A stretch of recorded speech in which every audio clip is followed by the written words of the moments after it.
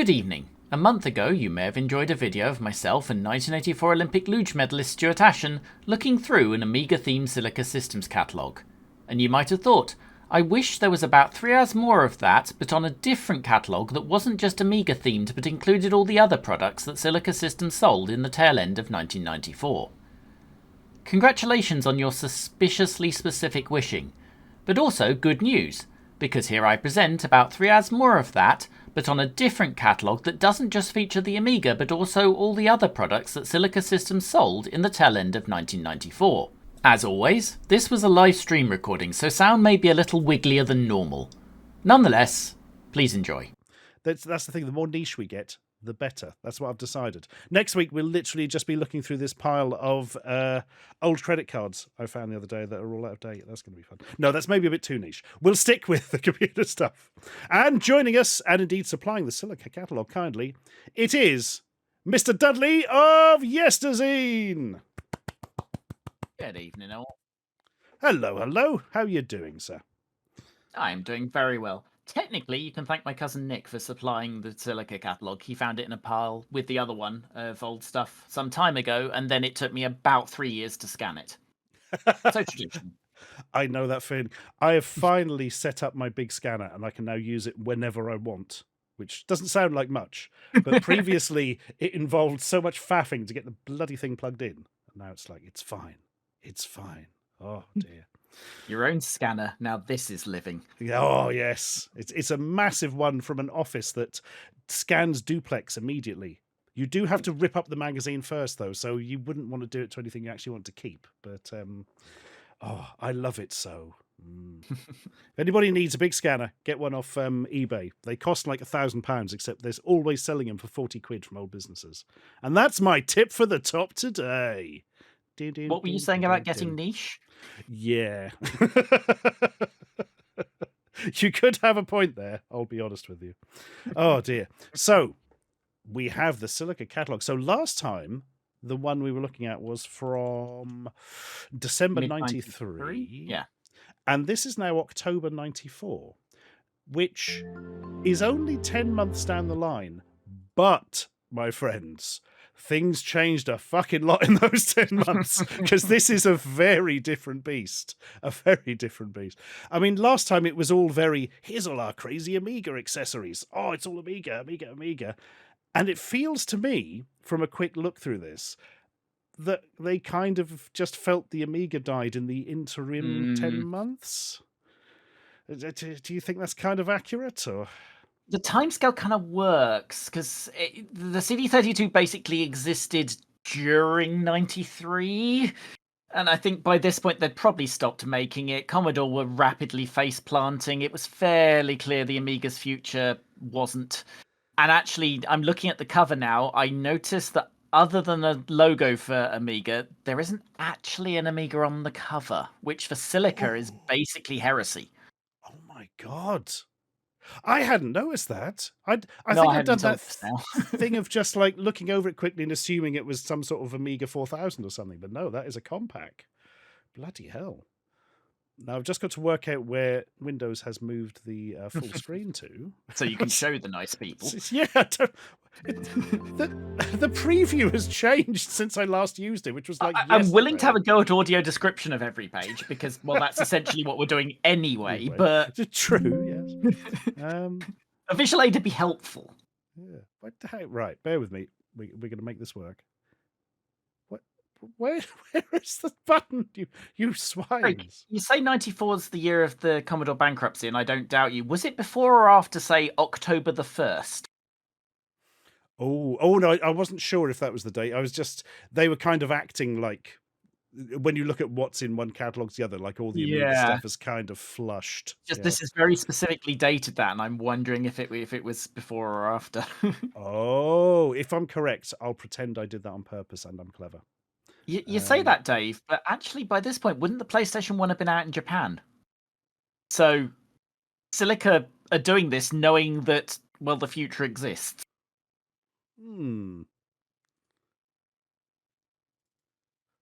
Right, this is actually crazy. Have they completely done away with the ability to show it full screen or something? Hang on.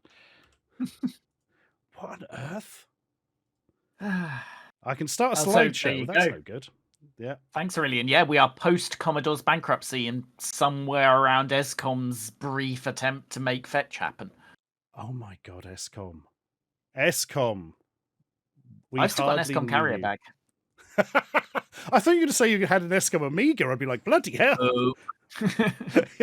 They must have sold at least 3 of those. I'm still not convinced they existed. But no, I don't know why I've got a carrier bag if I never bought an Amiga, but I must have bought something from the shop they had in Aylesbury. My God, ESCOM had a shop in Aylesbury. They did, yeah. Bloody hell. Next to Game, in fact. I don't know what the hell they sold there, but I must have bought something. Possibly a mouse. Makes sense. I've just, sorry for everyone, I've got to download Microsoft Photos Legacy, which apparently has the ability to go full screen. What?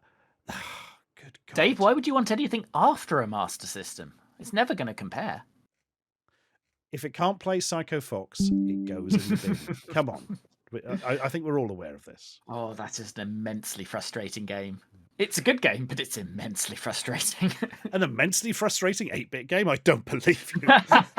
Well, while you struggle, it's the inertia on Psycho Fox. Your character has acceleration. So in order to make the longest jumps you can in this platform game, you have to have a run-up. It's...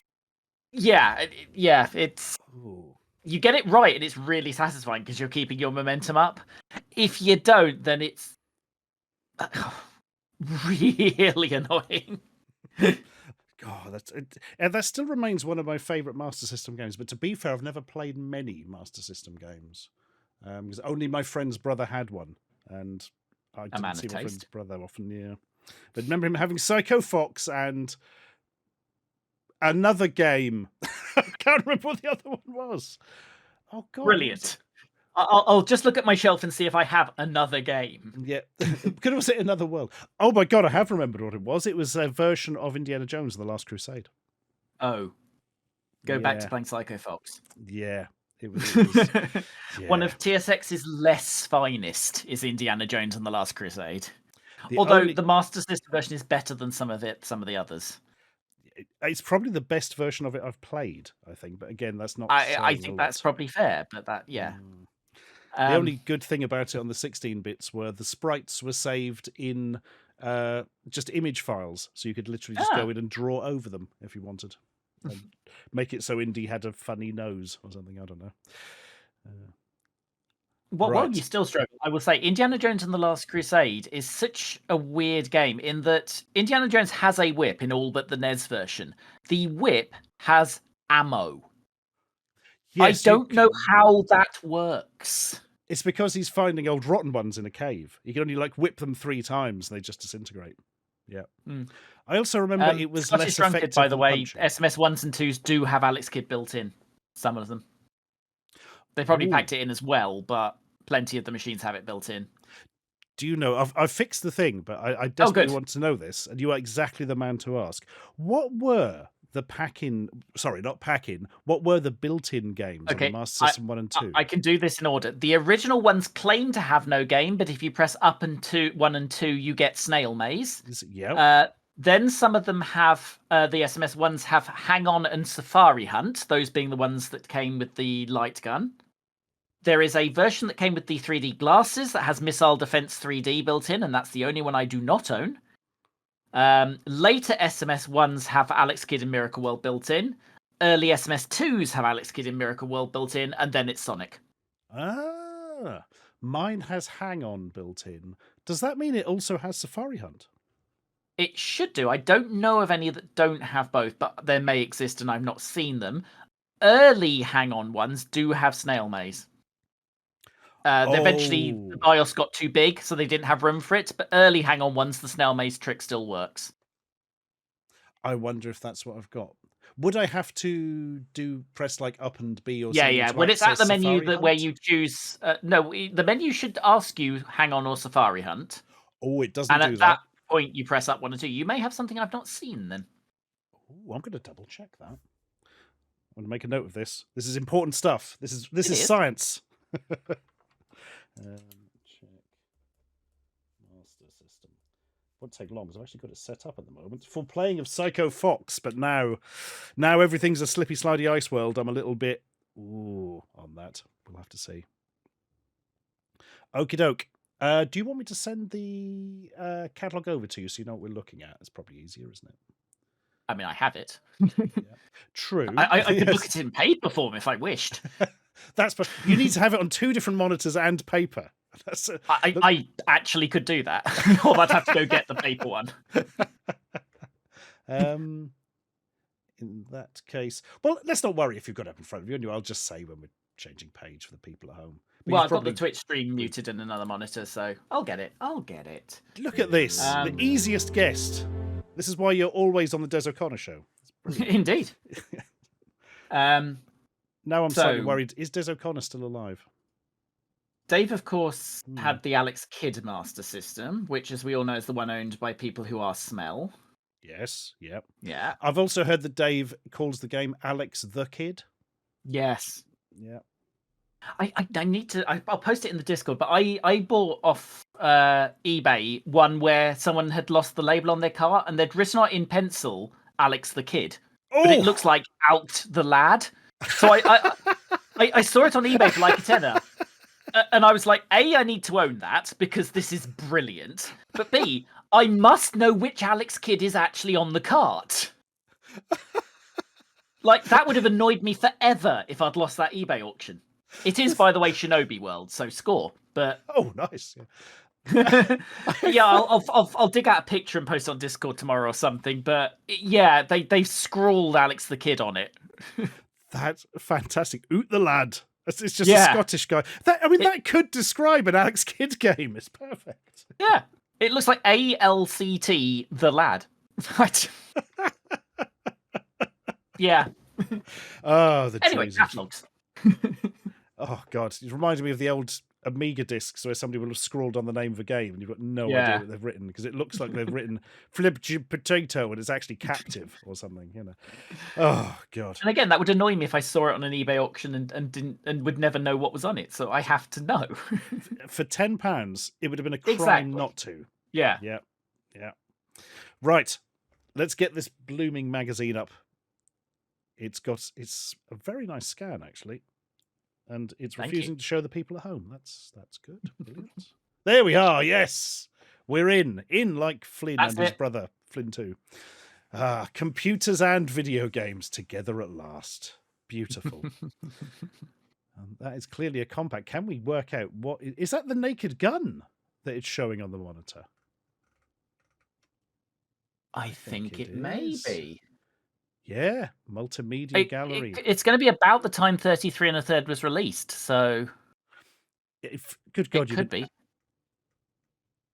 The Files of Police Squad. Oh, that's the first one. Yeah, the first one was called From the Files of Police Squad. Yeah, bloody hell. I actually had a near identical PC to this. Ours was a CDS 625, so it had a CD drive on the front as well, but it's basically that box. Which means I can tell my favourite story about compact Presarios, which I think I'd probably even told last stream. But so this is back in the time where PCs all had different graphics cards and there were incompatibilities all over the show. And one of those incompatibilities was the Disney game The Lion King did not work on computers with a certain Cirrus Logic card, which includes these compacts. Which actually wouldn't have been a problem, except Compact were giving away The Lion King with Presarios. Oh, perfect. That was awkward. Well done. It's very rare anyone manages to fuck up a pack in quite that badly. Ooh, I mean, it's off topic. Do you want the biggest pack in fuck up? It's got to be the Commodore 64 GS. It's the Commodore 64 GS. I knew you'd know that. That cannot be beaten. Cannot be. No. For anyone who doesn't know, there was a huge thing. So the Terminator 2 game coming out for the Commodore 64, the GS. Oh, it's the big thing. Oh, it's going to sell the system. The Commodore 64 GS literally being a Commodore 64 without a keyboard, effectively. And then when they released it, it comes on a cartridge, and you put the cartridge in, and it says, press button on keyboard to select between Terminator 2 or Music Maker. You don't have a keyboard. You cannot play it or ever start that cartridge. Well and if you could, that's literally the only point it needs a keyboard. Oh, yeah, yes, absolutely. Apparently it was a last minute thing. Somebody's like, oh, there's room on this cartridge for something else. Oh, Put the no. music thing on. Yeah, brilliant. And, oh, God. Guys. Oh, Elka, man. Absolutely amazing. Was that the Power Sticks, the Disco Dans, the Oh Mummies and the like, and one of those didn't work? My God, I had that pack, but on a grey +2. Yeah. Yeah, same here. I mean, it comes to something when Oh Mummy is by far the best game, you know.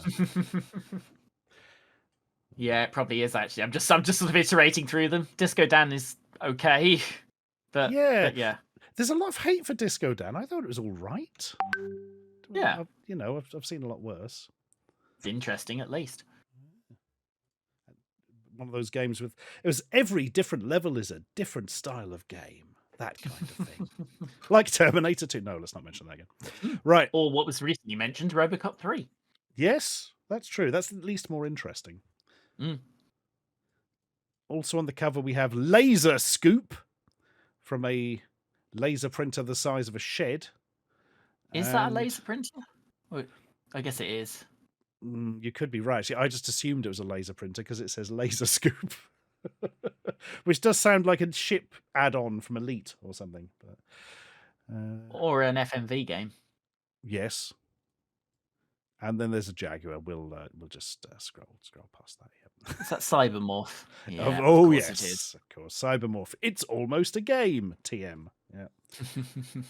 There was a sequel which was basically Cybermorph, but they put the game in this time. I can't remember the name of it. Battlemorph?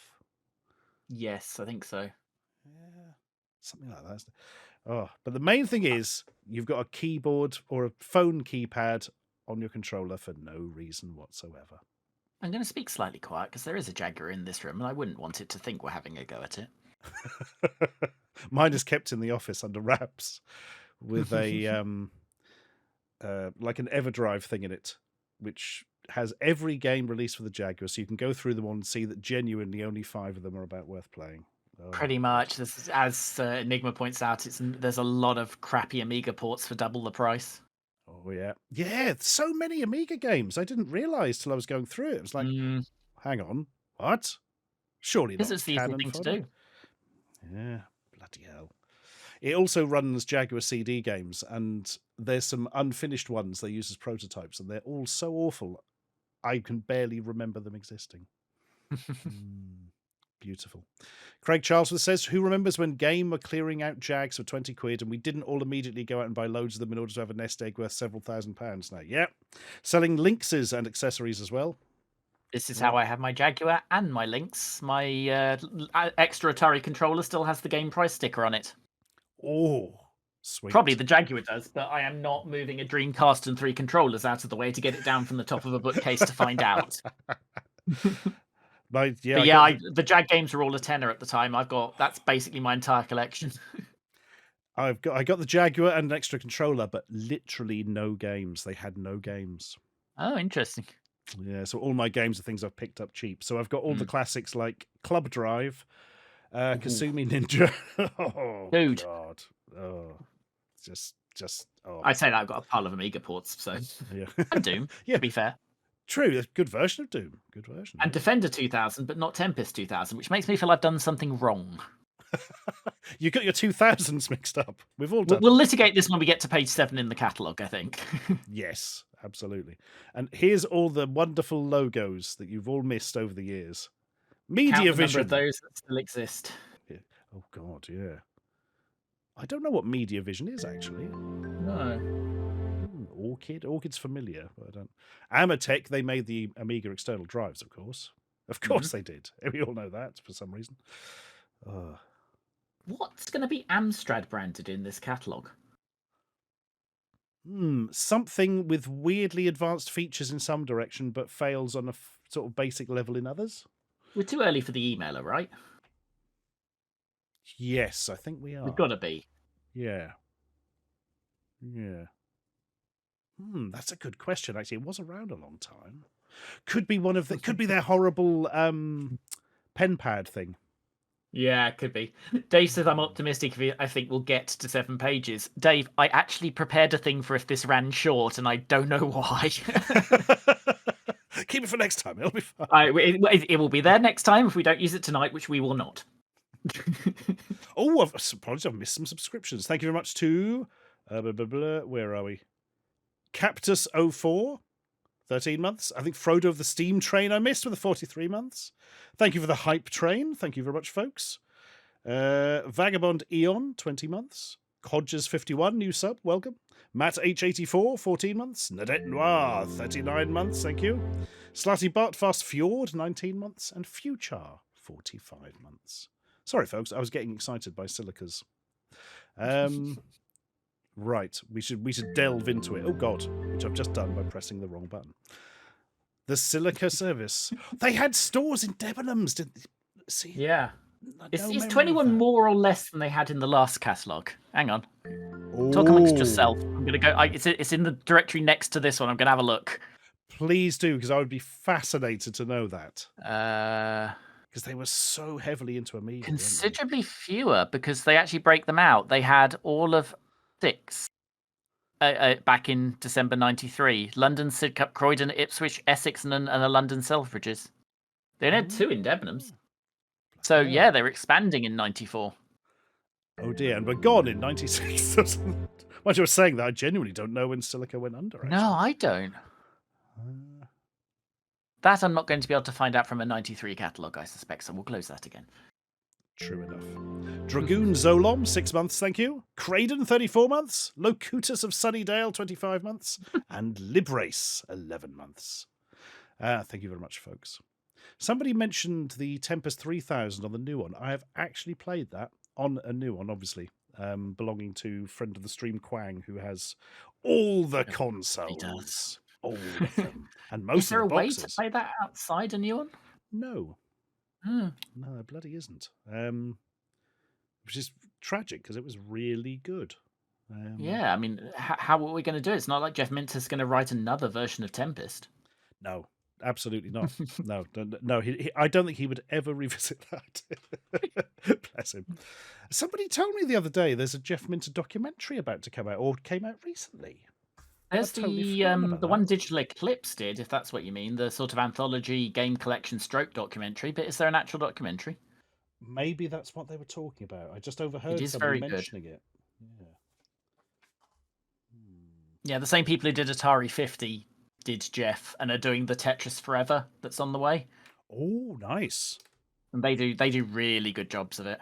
Yeah. Oh no, I look forward to that. I'm just going to skip these pages. It's all too similar to last time. It is a bit. But they have been servicing us for 16 years. And I could have phrased that better. Right. What have we got then on the proper pages? Whoop. Oh my God, a hold all! It's a thing of beauty. Zoom in. Oh man, I love weird cases for consoles. It's one of my favourite things. It's ideal for a lot of things. Yeah, oh man. I've got so many in one of the main retro shops in Norwich. I just go in and I just buy up all the ridiculous cases he's got in there for like £2 or £3.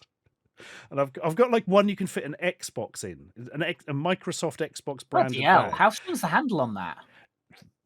Incredibly, I've used it while moving offices to put the heaviest things in because an Xbox will give you a hernia. Oh, right. What have we got? Oh, large inner pocket, 3 pockets for games cartridges or discs. Famously the same size. Yeah, absolutely. Webbed handles with padded grip. Wrap around dual zip fastener. Real leather badge. So not the case, just... Yeah. Huge expandable outer pocket with Velcro fastener on flap and stud fasteners at base. Folds flat when not in use. Bloody hell, they're telling us all. Tough luggage stitching. Extra zip fastened pouch inside outer pocket. I'm just confused smuggling now. Your cannabis. Yeah, absolutely. To this day, there's dried drugs in all of these, if you can find them secondhand. Removable adjustable shoulder strap with padding, heavy duty Nolan outer cover, non-slip rubber feet. Look at that. Oh. Ideal for Sega, Nintendo, Amiga 600 or CD32. You'll notice they don't say the 500, the 500 plus, or the 1200. The Jaguar and notebook computers, because we didn't say laptop back then. I mean, I would suggest a NES is wildly differently sized to many of those other items. Oh, that's a good show. I reckon you could get a NES in it, but only just. But then who knows? As I'll probably never find one of these bags. No. And if I did, which of the badges has been chosen for it? This holdall is available with a console carrier badge or a computer grip badge. Can I have the one that uses words, please? Beautiful. Yeah. Good God. So what's that? There's a Mega Drive in it. Yep. And that seems to fit fine, although looks slightly photoshopped. I mean, whatever you had back then. I think literally glue and scissors. Yeah. Tuxedo Cyan says, I miss my Game Gear. Well, these days you can get them with screens you can see, which is a massive increase, to say the least. I have, to tie in these two conversations, a Logic 3 Game Boy Zip bag here. Logic 3 was some of the best ones. Oh. Also a multiplayer adapter for what I think is a SNES, and a wide view if your Game Gear wasn't big enough. Oh, man. Yes, a horrible distorting lens. Yeah. That sits about 10 centimetres up from the screen. Yes. That may stay in the box. Yeah. Yeah. I've weirdly got 2 TV tuners, which is great now that they're completely useless. Oh, I don't know. They've got an RF in, so I have actually piped my NES through the Game Gear TV tuner. You've just reminded me, I've literally done that in a video when I was doing the Stadia. Yes. I did it for a joke in a video, yes. Yeah. I've reached that point in my life where I think about half of what I own is purely for a joke in a video at some point. You know. Well, my premise was they did a version of Sonic for the C64, and it's great. It's really impressive, but it does require a memory add-on. Oh. So is that really someone doing Sonic on a C64? And so I kind of iterated through that. Like, does our CD Mega CD games on a Mega Drive? Because that's just plugging something into a Mega Drive, just like the C64 needs for Sonic. And then that spiraled out of control, and I claimed Mario was on the Game Gear because I plugged a NES into it. I actually remember that episode because I remember thinking at the time, my God, there's Sonic. Oh, you need an expansion. That's cheating slightly. Yeah. And like Ocarina of Time needs the memory expansion on the N64. So is that really an N64 game? And that still gets used and still gets angry comments. Thank you very much to Grand Parrot, to 51 months. Thank you. What have we got here? Rubber Cat says, I've got this massive hard case thing I got from the States when I was younger that stored the Mega Drive and about 50 carts that sits atop the TV. I think I've seen one of those. Is it got a lot of vacuum molded plastic in it so everything fits in it exactly? I see the kind of thing you describe, if not his, yeah. Dave says, I request a video with you, me, and Dudley playing a terrible board game. I will have to be nice for the whole video. Can I manage? Place your bets. I mean, that would be the game. Can you be nice for the whole video? Yeah, firstly, I'm in. Secondly, no. Yeah. But we'll give it a go. I'm trying to think of a bad board game. I've got that awful grin and... Oh, no, that's just unplayable. I've got that Star Wars VHS one. I imagine that's pretty much unplayable. Yeah. Interesting. I mean, I've never played it because why would you? Why would you hate yourself that much? Well, to torment Dave. You make a good point, and I cannot argue with your logic.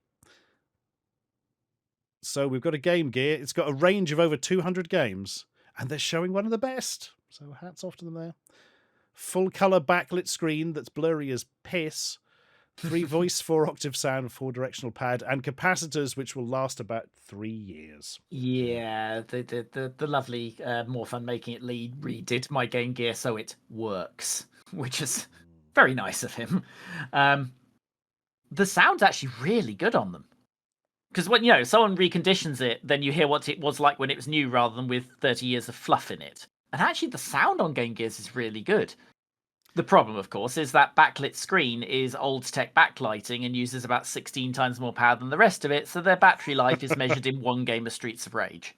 Yes. I mean, the Lynx is something that you would have thought would have used batteries even more than the Game Gear, but I believe the Game Gear was the heaviest on battery usage, and that is saying something. Yeah, it's six double A's, and bear in mind rechargeables weren't really a thing then, and it's about 2.5 hours if it's running something that's pushing it. God. Yeah, you need a Trekkie, I modern also one have a with an Nomad. LCD. They are glorious. Oh, Nomad. I did have a Nomad. I gave it to Mensky because you have to do that with a Nomad. If Mensky didn't have a Nomad, I think the world would end after a certain period of time. But yeah, they are pretty glorious, aren't they? Bloody impressive for the time. They really are. Yeah. Chloe Raccoon makes the point that says, not just that, most of us couldn't afford alkalines. We were just using zinc carbon in Game Gears. Yep. Not even good zinc carbon, but like the ever ready blue seal. Not even the maroon coloured ones. Yeah. Oh, dear. I'm annoyed now. The Game Gear and Master System are identical, except the Game Gear can do more colours, but has a slightly lower resolution. But that is just the screen. Internally, it's perfectly able to handle it because it's the same hardware. Which is why, in fact, I think I saw it down the page. Whoop, there we are. You can have the Master Gear converter. Yep. It's already been mentioned by, I think, Craig. Yeah. And I bought a modern version of it recently so that my analog pocket, I can now have a Game Gear converter in it and then a Master Gear converter on that and then a cartridge in it. And it actually works until you pick it up because it's huge and incredibly unwieldy. But, apart from that. Yeah. You can do the same with Analog's Mega SG, their Mega Drive one. You can put a Game Gear converter in that and then an SMS converter in that, and it'll work as well. Oh, wow. Which, I think I did somewhere around the same point I did the NES through the Game Gear. It's got to be done. It's the law. The Tower of Power. Oh my God. It occurs to me I could then put the Game Gear converter in the Mega SG, then put the TV tuner in the Game Gear converter, then plug the NES into that. You put the lime in the coconut and drink it all down. Sit back, you say. Yeah. Wait, is that? I think that's literally the one I've got. That's the one my Game Gear came in, and it was so disintegrating that I had to throw it away. Yeah. Then I'm definitely not opening that box again. Yeah, maybe yours has been stored better than mine was, but I mean, I can see the box from here. It's zip bag, but I bet it's the same thing. It just says holds Game Gear games and accessories. So PSU, 6 games, magnifier, power grip, and recharger. And of course, unlike the compact on the cover, that Game Gear can play Lion King.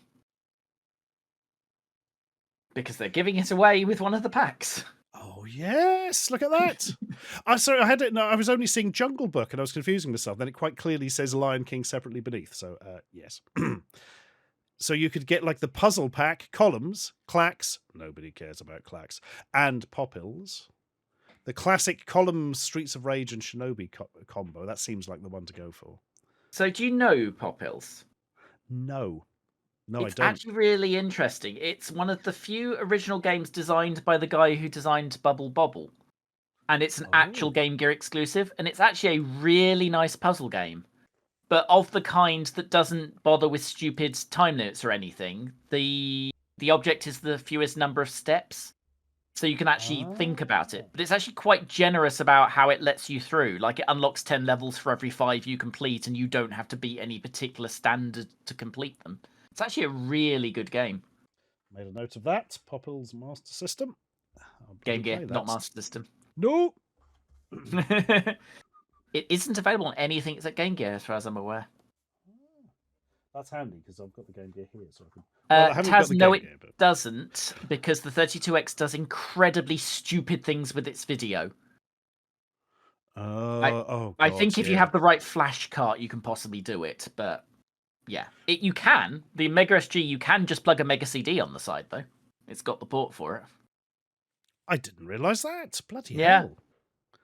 Yeah, the bloody 32X. I remember setting it up to record from it about a year ago, and it's like, oh my God, why are there so many wires? I don't remember it being like this.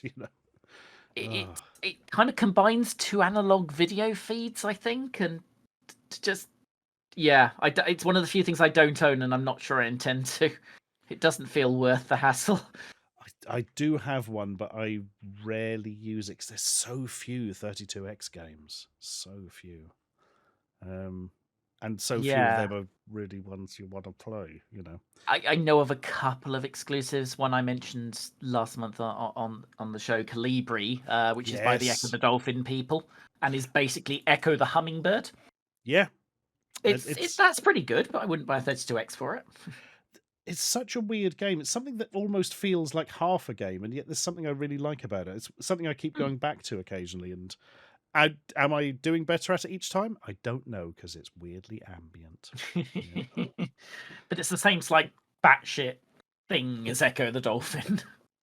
Holy crap. Taz says there was a boxed 32X at Blackpool for £300. Holy shit, mine's boxed. I'm going to retire now, guys. Fucking hell. Bloody hell. Probably is about that now. Zero X Diamond says, did you and or your guest know that the theoretical upper ROM size limit on a Master System game is actually 4 megabytes? I made a game that fits in 3 megabytes that works, but humorously most flash carts don't support going that high by default, as no official games were that large. Yeah, the largest official games are, if we're talking bytes, 1 megabyte, and that's Street Fighter 2. The biggest UK releases are 512K.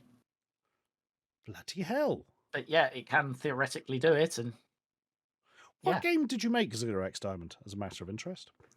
Was it a fighting game? Because I know you are a fighting game man. Oh, God. Well, I pressed the thing on the thing. Gave myself a heart attack. Oh, dear. Right. Latest releases. Phone for new Sega product availability. Hello, is Battletoads out yet? Yeah. I'm scanning down the cartridge list looking for anything that didn't make it to Master System. And I think it's just Drop Zone. Oh, yeah. Yep. That's everything else that you can play on the big boy machine. Yeah. I don't know Drop Zone on Game Gear. I don't know either. Assuming it's the Archer McLean game. If I remember, I've got something weird like a PlayStation version of it. And I don't know how that exists, but it does. Because Archer was weird, bless him. Enigma, late 91, I believe, or possibly even early 91 for the Mega Drive. Which is why there's a lot more games for it on the next page, I notice. Oh, yes, look at that. Oh my God, look at the art of Ryu. He looks like an angry old man. What's going on? Good pack, though. Although, hang on. Street Fighter 2, in fact, right? Yep. 3 button pads. Yeah. You dickheads. If I recall, didn't the 6 button pads only come out around the time of Super Street Fighter 2? Oh, probably. Yeah, I could be hideously wrong on that, actually. I forget how they fitted it into 3. I think start toggles something. But, yeah. You're right. Start toggles between punch and kick. Yes. Which is a horrible system, but, yeah. Is there a good system for doing Street Fighter 2 on a 3-button pad? He says, glossing over the fact he just recently mentions a version of Street Fighter 2 on a system that only has 2-button pads. Don't forget we had an Atari ST version of it. Well, yes, I can remember that. Playing the Amiga one. Later, I saw the second frame. Yeah. Oh no, that's Super Street Fighter 2 Turbo, yes. Which looks absolutely astonishing in screenshots, but literally omits half the frames of animation and runs so slowly on an accelerated machine, it's painful. It has an amazing thing where, Blanca's bite attack, which is only 2 frames. One of those frames is missing. So he just grabs onto the opponent and breathes on them for about 3 solid seconds. It's a thing that should not exist. Very nice. I bought it and I still regret it. Oh, dear.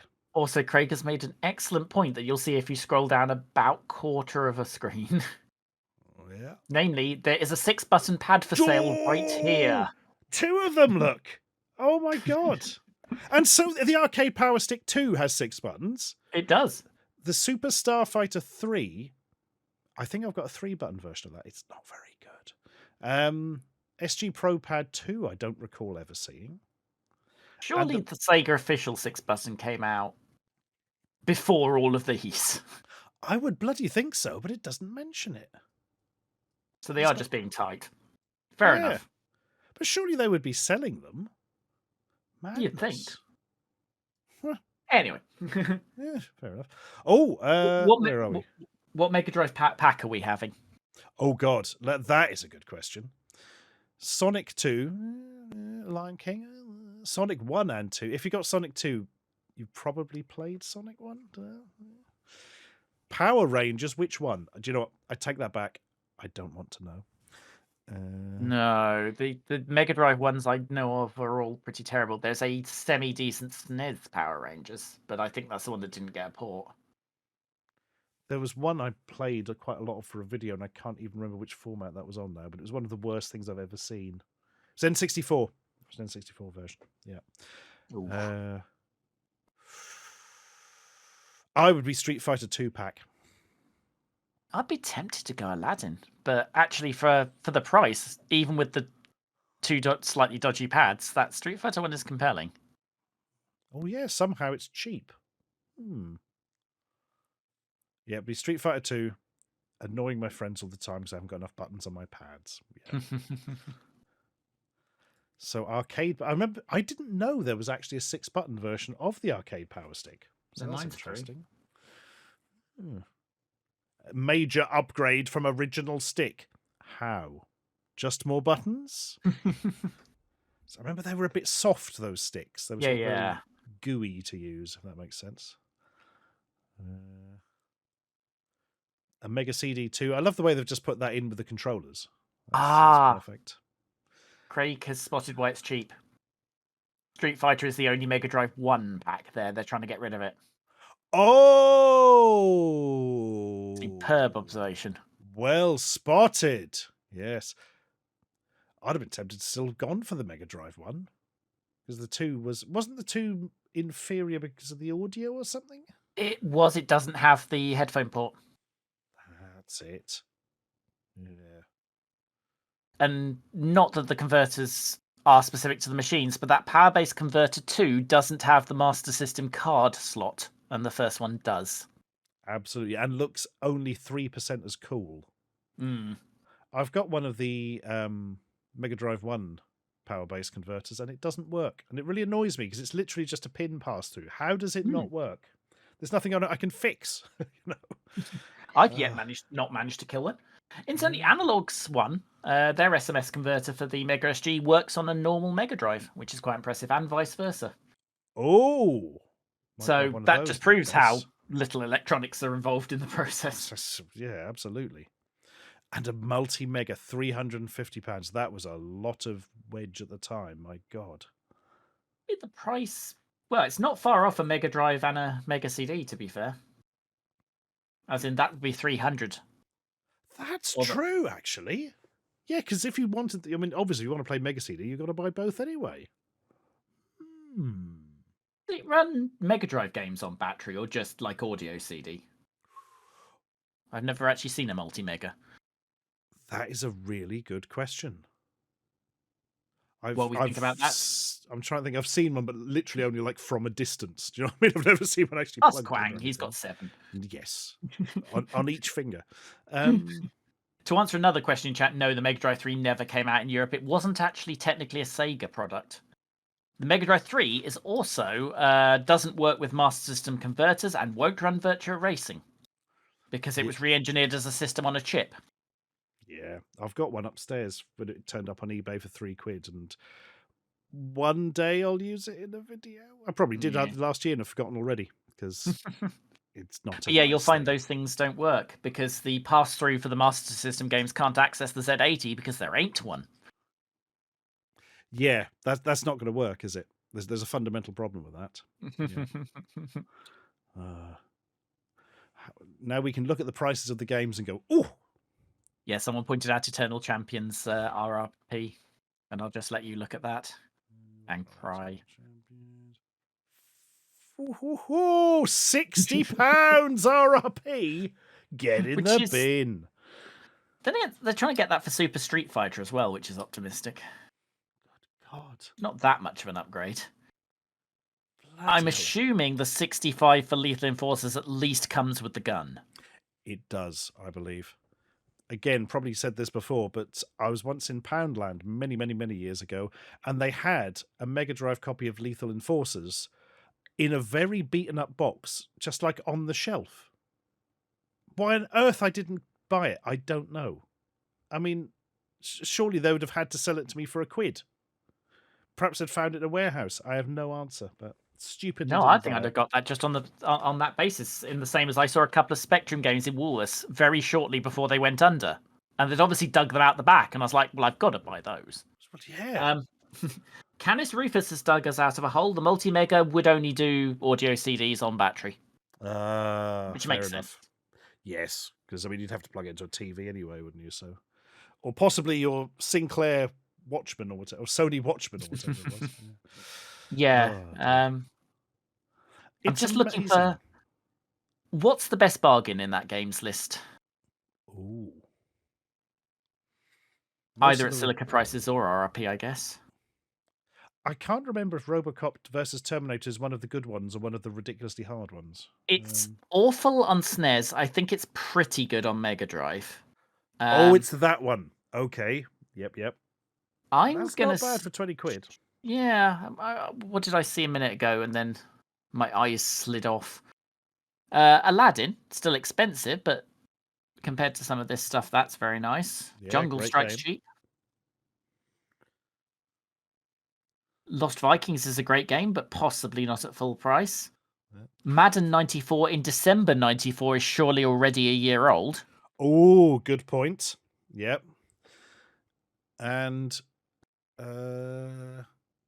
Jurassic Park is a game that exists. Yeah, the Mega Drive one of that I am not fond of. Oh, it's bad. It's bad. I think it's probably better than the Amiga one, but then so is not playing a game. There are 7 distinct Jurassic Park games from the time of the movie. Good God. It's weird. Like, they didn't do the same one on different formats. There are 7 distinct ones, including, for some reason, a point-and-click adventure. Wasn't one of them called Mercenaries or something, and it was like a weird shooty platform game? Or have I completely made that up? I think that may be later. I don't remember that from the list, but... Oh, actually, you're right. It wouldn't have come out. It would have come out way after the film. Yes, I think it was a SNES game, but well, I dread to think what a multi-mega goes for now. Oh God, let's not look. But it's got to be at least that number, right? Oh, at least, yeah. Since everything's gone crazy, probably considerably more. Right then, why have a Mega Drive when you could have a Game Boy and a Super NES? Should be a space in there, guys. Come on. £40? I get into trouble for the various ways I pronounce the name of that particular console. But... Look, if you're not doing it differently every time, what's the point? I am. I once claimed that SNES stood for SNES, NES, ES. So I think I've seen that episode, yes. I think I was cross that day. Gordy Glasgow says, can I politely request that you quote the prices for the games, etc., as the smaller print is really difficult to read? Certainly. Fair enough. Yeah. £40 for a bloody Game Boy. I need to get a new Game Boy. Yeah, the classic price, or that wasn't the launch price, was £70, and then somewhere around the point they were feeling a little bit threatened by the colour handhelds, they just went, sod it, £40, bloody and then won. Basically. Yes, yeah, absolutely. It also helped that you could actually play it off batteries for more than 12 seconds. I think the cheapest SNES pack is £20 less than the cheapest Mega Drive pack because it comes with Starwing, which was expensive. I was about to say it doesn't appear to come with something, but it does. Wow. Oh, yes, Nintendo were obviously being a bit aggressive at the time because those are good packs. Because that's Starwing and a SNES for $79. That's Mario All-Stars and a SNES for $89. Street Fighter 2 Turbo and a SNES for the same price as the Mega Drive Street Fighter pack. And the bloody Game Boy adapter. Which also works in Analog's clone console, by the way. Oh, they do a bloody good job, don't they? Because I've done that. Oh, hello, Pushing Up Roses. Hope all is well. Today we are joined by Dudley of Yesterzine, and we're looking at an old catalogue, because that's the kind of thing we do. Oh, fuck it. Look at this bloody mains adapter. How is that going to fit in any sort of multi-adapter? Oh, bloody hell. No, you're not going to be able to fit anything to the left or right of it. Annoying. Ones like that. I've got a Samsung mobile charger I use to power some of the consoles that require USB, and the USB port on it is out the side. Like, I might have one of those somewhere. Yes, it's got a weirdly flimsy earth pin as well. That's kind of not attached to the rest of it. Yeah, that's the one. Yeah. Just if the order ain't funny, I let down to take a look. Yep. All right, so let's litigate the Game Boy first. Let's do this in order. Yep. We can zoom right in on this boy. Yeah, it's fair to point out the Game Boy 40 quid drop also removed Tetris from the pack, and you're gonna want Tetris. Yes, you can't not have Tetris. That's not happening. Has to be said. Game Boy, Tetris, Mario Land, 60 quid. Yes, please. Shit, at the time, £10 for Tetris, still pretty good. £10 for Mario Land, yes, sir. Blimey. I mean, obviously they're all quite old because we're 5 years after the launch of the thing in the UK. But still, if you were getting a Game Boy, there is no way in the world you are not buying those two games. Absolutely. Weirdly, I never had the first Mario Land. I only had the second one. I do love the second one. Probably more, but I think you can't not have Mario Land. It's the law. King Queen Solus was the name they used for it doesn't come with anything. I don't know where it came from or why it went out of use, but yeah. For anyone who can't quite read it, the top pack says Game Boy Solus. It means Game Boy. Yes, literally just on it. So, such a weird term. I don't ever really hearing it other than here. Strange. Rosa says, I'm sorry, but I hate Tetris. That's fine. You apologized first, which means you know you were wrong. So that's fine. But did you like clacks? Oh, no, see, this could start a fight. GB carry case. Now, I have one of these exact Logic 3 cases, but mine's not for the Game Boy. It's a slightly altered version for the QuickShot Supervision. Ah. There we are. They actually did make a Supervision case. Yeah. Either that, or it's just occurred to me they shoved it in a Game Boy one. I should double check. No, it has to be different because the Supervision was much bigger. I have a Supervision here, and I have that exact case. So this is a thing I could check. Oh, there we go. One of my favorite things. Game Boy from said case, but yes, true. One of my favorite things is I've got the other design of the Supervision, the one that is just a complete rip-off of the Game Boy. I don't know why. No. There's just something pleasing about how completely and utterly shameless they were copying it. My God. Now, given I know you own an Analog Pocket, I should point out there is a very nice core for the Supervision for the Analog Pocket. Oh, so you can see what the games look like if they have a screen. I'll have you know that technically the Supervision had a screen. Legally speaking. I'm going to take that back and just say you were correct. Sorry. Mataphobia, thank you very much, my lad. I hope all is well, and thank you for your raid. That's very kind of you. Crikey, hello Mataphobia and all his friends. Yeah. We're looking at a catalogue from yesteryear, like 1994, in fact. So only 30 years ago? God. As pointed out, Logic 3 are one of the many companies no longer with us. Yes. They hang around quite a while, didn't they, Logic 3? Yeah, this is on Mac says to it 2014, and I have no reason to doubt them. Wow, 2014. Bloody hell. Did people stop carrying around consoles somewhere around the start of the PS4 generation? Yeah. All right. I like that idea. We will never carry anything again. Shit. In the Logic. I was about to litigate the games list, but Kirby's Pinball Land is on there, and that is just brilliant. So done. I'll have that. Thanks. Sold. There is good stuff there, though. Kirby's Pinball Land is 20 quid there.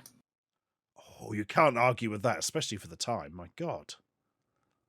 I don't think you're going to beat that.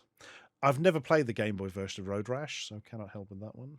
I'm guessing it's, well, with the obvious limitations, similar to the SMS one, which is really good.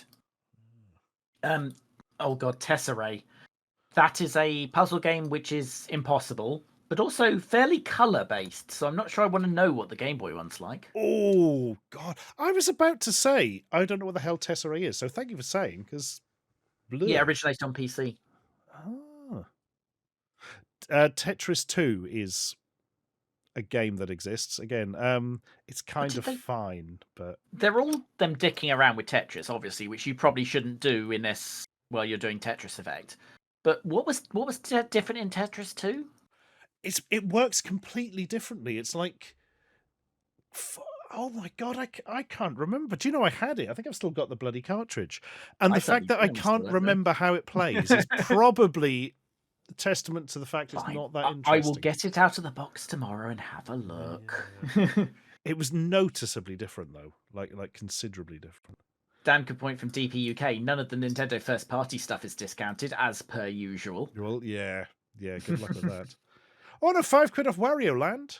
That's fair enough. Fair enough. Yeah. Rarity though, absolutely. Oh, fuck off! Is there Zool for the Game Boy? Good grief! No wonder society's collapsed. Again, I mean, a lot of development was done on Master System and Game Boy together, weirdly, because they're both Z80 consoles. So, again, given the Master System has an uncommonly good Zool, maybe it's okay. I'm getting it up on in the background here. Let's have a look. Do you know it looks all right? Yeah, it's probably a port of the same code then, so it probably runs perfectly fine. Yeah, it's nice and smooth. What it doesn't, looks like I'm a bit afraid, more fun than is the Amiga. Ugh. Pinball Dreams, which is one of the Spidersoft conversions. And any 20th century pinball game with a Spidersoft logo is sadly not very good. Oh, man. The Jaguar version of Pinball Fantasies is a nightmare. I've never even loaded it just because I played it to death on the Amiga, but yeah, I'm not going to load it now. Yeah, just play the Amiga one again. Yes. And if you want Pinball Dreams, play the CPC version, just because there's no way that should exist, and it does. Oh god, I've seen the Handy Boy. Yep. Do you know what I hate about my fucking Game Boy? It's too portable. Somebody make something ridiculous like, oh, thanks guys, brilliant. I can't pick it up now. Oh. 30 quid. 30 quid. Oh my god. I've still got one knocking around somewhere from an old video, I think. God, there were so many weird attachments. My favourite one is the arcade. Like almost like a sort of arcade machine you slot your Game Boy into. What, like a bar toppy? Yes. What was that called? I need to Is it that called out, actually. Oh God, why? No, that's what you say when you're using it. It could be what it's called. I can't remember. Began with an H, a hyper something, Hypervision or something. That does sound like the kind of name they gave things back then. It's been in the bloody loft ever since I reviewed it 93 years ago. I might have to get that out soon and then put it straight back again because it's got a screen magnifier, which is the work of the devil. Yeah. I think it was made by Konami, Craig Charles. Now you've said that, yeah. Konami were responsible for some weird stuff. They did one of the first wireless controllers I ever saw because I distinctly remember that from it's IR, so if you're not pointing it directly at the sensor, you're buggered. But also, the magazine article about it basically was about 200 words of incredulity that anyone would ever want a wireless controller, which aged well. Yes. I mean, at the time with the infrared, I get it. I mean, that's fair, yeah, probably. As you say, you literally had to point it at it the whole time. Move away, it's gone. And it could be the beam could be completely interrupted by dust. Literal dust. Awful. Awful. Konami Hyperboy. That's it. Thank you, Craig Charlesworth. Yes. Sorry, I was excited. I mean, I was just to say, it's okay if you need to press 3 twice to change to ITV, but it's probably not okay if Sonic is over a chasm. You have summed up bloody infrared controllers perfectly there, I think. Oh, God. I can remember having to transfer data from one phone to another using infrared, and that was a nightmare. Oh, God. Infrared. Right. All right, SNES. SNES. And just in case any of my commentators are watching, SNES. Right. The SNES. Yes. Yeah, the Super Nooper. The N16. The Super Nintendo Charmers, yes. The Nintendo E system.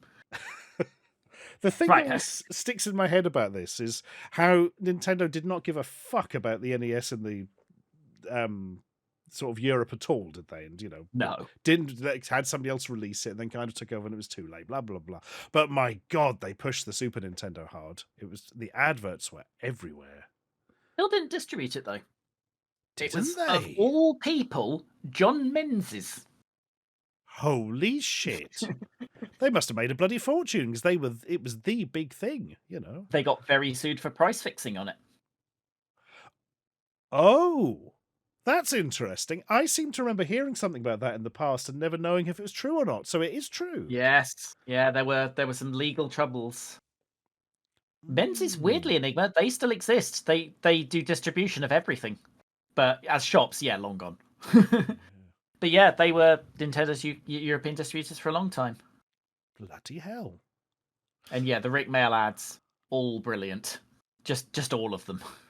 I think my favourite is the Nigel Mansell one because it's so ludicrous. Yeah. We have to point out now, of course, that in America they had weirdly redesigned Super Nintendo for reasons I don't understand. I have a theory there.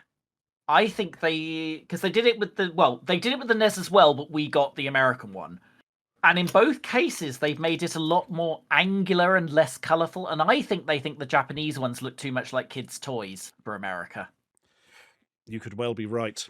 They like them to look a bit bigger as well, don't they? That's another traditional thing. So the NES became a nondescript grey box. And the SNES became some grey and purple nightmare of a thing. We got their NES, but we got the correct Super Nintendo. Yes. It just reminded me of something there. When the PC Engine became the Turbo Graphics in America, they tripled the size of the case, didn't they? Yes. Sorry, I was just enjoying Girl with the Dragon 32's comment, which is the US SNES looks like a car battery charger. And nailed it. It's so bloody ugly. I don't mind the sort of purple and grey thing. I think that's quite cool, but the actual design of it, no. Yeah. No. And also the problem with having the purple buttons is it does look like you've got Parma violets on your controller. Which is exactly what Northeast Recluse is saying, along with the comment that they want to remake the Super Mario All-Stars ad with various UK retro gamers in the rooms. I was thinking to say this is why you never see the Northeast Recluse and me in the same room at the same time, but you actually do quite frequently because he goes to most of the events. But that's not the point. Good God. So the packs. Yes. This is going to be a tricky choice. So, all right, people, this is small enough we can do in chat as well. Starwing for 79, Mario All-Stars for 89, or Street Fighter 2 Turbo for 99. But bear in mind, you're only getting one pad either way. Oh, do not like. I think you've got to go All-Stars here, but what does everyone else think? If I knew how to poll it, I would poll it. Someone poll it. Oh. But it's, a couple of brave souls going for Street Fighter 2 Turbo on their lonesome. I guess they can buy a controller, but the balance of commenting happening is All-Stars. I didn't have the All-Stars pack. Or did I? Yes, I did. I had to, and I bought Mario Kart with it, which, I mean, that's a lot of game for one Christmas. It bloody is, isn't it? It's not All-Stars Plus World, that came later. I'm not a Mario man. That wouldn't have excited me particularly. The Starwing is interesting, but I'd have been sure. Whereas I've literally not seen a Starwing in chat, Stu. Yeah. I'd probably have gone for the Street Fighter 2 and then attempted to sell my liver to get another control pad, I think. Yeah. Oh my God. I've just realised, looking properly at this joystick, it is just a Quick Shot Maverick, but in white. I never knew that. That'd be what QS Maverick is, yes. Yeah. Holy shit. So I didn't realise it was literally just the same thing, but in a different colour plastic. That must be the only white one they made, surely. Certainly not seen one. Oh. Not a bad joystick. Nicely micro-switched. I had the 2-button one, but needless to say, I always had it in 1-button mode for Amiga ST or whatever, but it lasted about 1 billion years. In fact, I have a feeling I still have it and it still works. That's weird. And there's your extra control pad. Oh, I have Nintendo's arcade stick. Oh, wasn't that weirdly like the Sega one, and that is very sort of spongy? Actually, well, it might be an age thing. Mine's actually considerably better than my Mega Drive one, but maybe by the time I got one, it was knackered. Yeah, it's a distinct possibility. To be honest, I did buy it secondhand. Oh yeah, 15 quick control back. So 115 for Street Fighter and 2 pads. But the advantage is they are two pads that work with Street Fighter, unlike the Mega Drive one you're getting, and it is Turbo, not Championship Edition. Yes. And So... I feel like Turbo was pretty much the only solid port at the time as well. I think the Mega Drive Super is very good, but was that out at this stage? Oh, it was. It did. It was in the listing, wasn't it? Oh, yes, it is. Actually. You're right. Yeah. It is. I can see it. Because for some reason I hadn't changed my copy to be this page. There is a Super for SNES as well, isn't there? I don't think I've ever played that version. Yeah. Which I remember a magazine review saying very little has changed. 95%, by the way, it cost 60 quid. I was slightly sarcastic. Oh, and Super being the only good Amiga version. Chronic Sonic and the rest. There were some 60s and 70s on SNES. Oh, my God, look at this. Mortal Kombat 2 new, £65. Bloody hell. God. So, I've told this story many times, but I'll bloody say it again. I eventually got a Super Nintendo to play Mortal Kombat 3. Don't ask why. And I bought it secondhand from Virgin Megastore with a new copy of Mortal Kombat 3. The console and 2 controllers was £70, and Mortal Kombat 3 was £80. Bloody hell. I mean, what is £80 in today's money? 20 billion or something, but... If we're going from 94-ish again, a little more than double. Oh my God. So we're complaining of games costing 70 quid, which I still think is a perfectly valid thing to complain about. But God, the equivalent back then was like £140 for Bloodline. Yeah. Sorry, £170? Good God. You can tell I had a job at the time. It's about 2.5 times inflation since 92, so I'm sort of extrapolating there, but fucking hell, that's terrifying. All right, so again, well, what are we having? Yeah, let's have a look. This is actually tricky. Although I'm going to tell you now, the biggest bargain there, SNES SimCity for 20 quid. Easily the best version of that game. Oh, bloody hell. You've got a lot of game there for your 20 quid. Sensible Soccer, is that a good version? It is, yeah. I get myself in trouble because I think the Mega Drive Sensible Soccer is the single best version, but the SNES one's good. Has a slightly weird graphical effect when you score as well, which isn't relevant, but it's how I recognise it. Because I mean, how much do the Sensibles look different?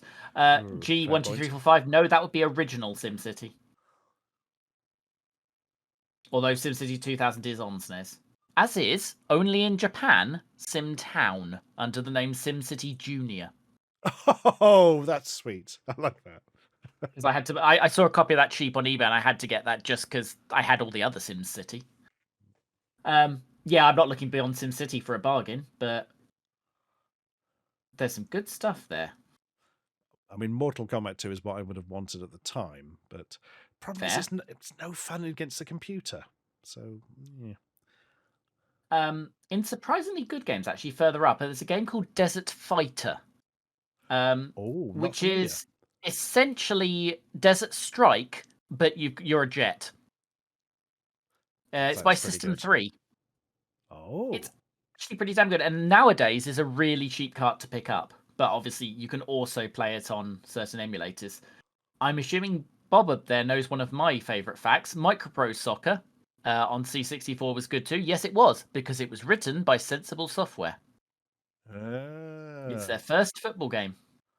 Which is why, people say Kickoff had Aftertouch before Sensible Soccer, and you're like, yes, it did, but they didn't have Aftertouch before Sensible Software because Microprose Soccer has it in 1988. True that, yes. Is it a good version of Pinball Dreams? I don't think so.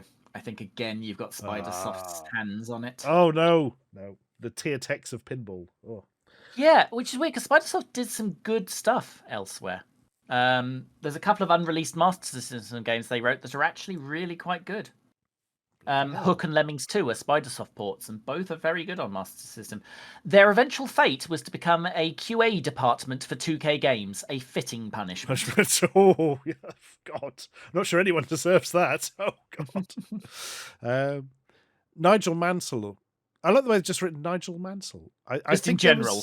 You just get him. They ship him to your door for 40 quid. It's a platform game where you play as Nigel Mansell, but the version from the Rick Mail ads. Yes, obviously. A Rick Mail to your door for 40 quid would be great. Let's not say no.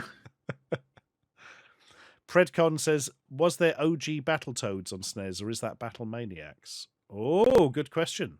I do not know without looking. No, I don't know of Battletoads much. I remember Clay Fighter being shit. Cool Spot is very boring. Yeah. Equinox, I don't know. I don't know it, but I've heard the name. So while we all think about what that is, I'm just going to wish a happy birthday to Welsh Dragon 1982. Happy birthday, Welsh Dragon. No, I don't know Equinox. I can imagine the logo weirdly. So I think it's one of the ones I keep looking at in CEX. It's isometric, and you've got a little elf guy with the turban.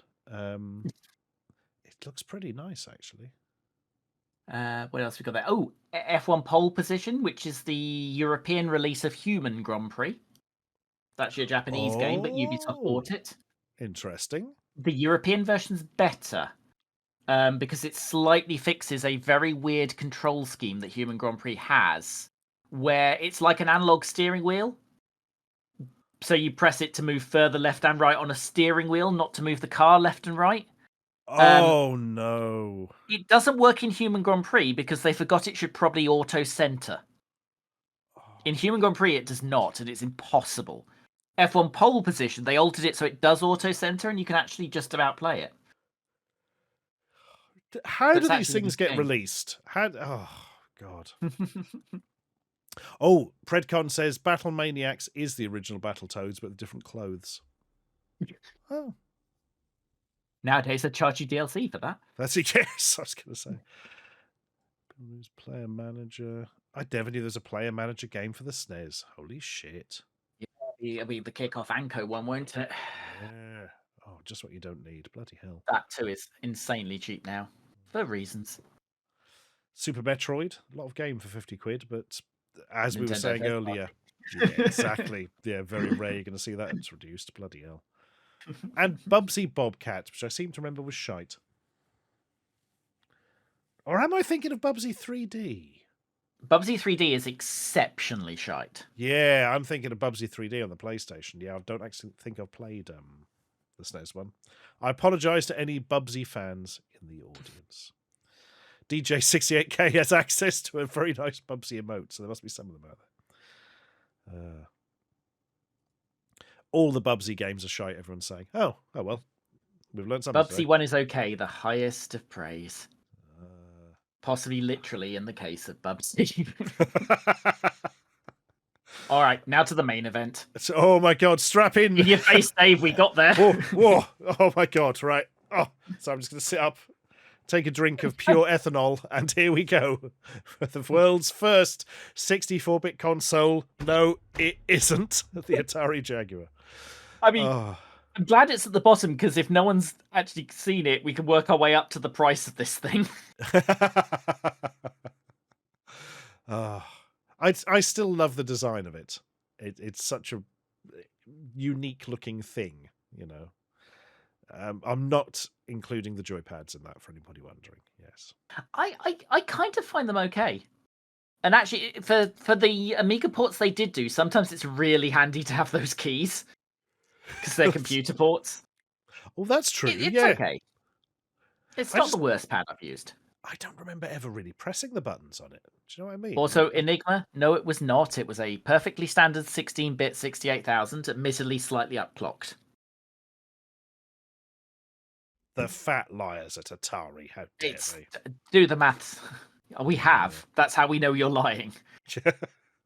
But it does come with free Cybermorph, which is Star Fox for accountants or something. It just... If as we were saying, I think before the stream, it's like it was more a tech demo than a game, Cybermorph. Yeah, wasn't it? Pretty much. Who taught them to design a game like that? Which is a joke you get if you've played Cybermorph, but you only have to have played it for 3 seconds. Then, of course, there's Battlemorph, isn't there? As we mentioned earlier, the sequel that is basically this with game added. Atari, the inventor of video games. Yes, but not that Atari.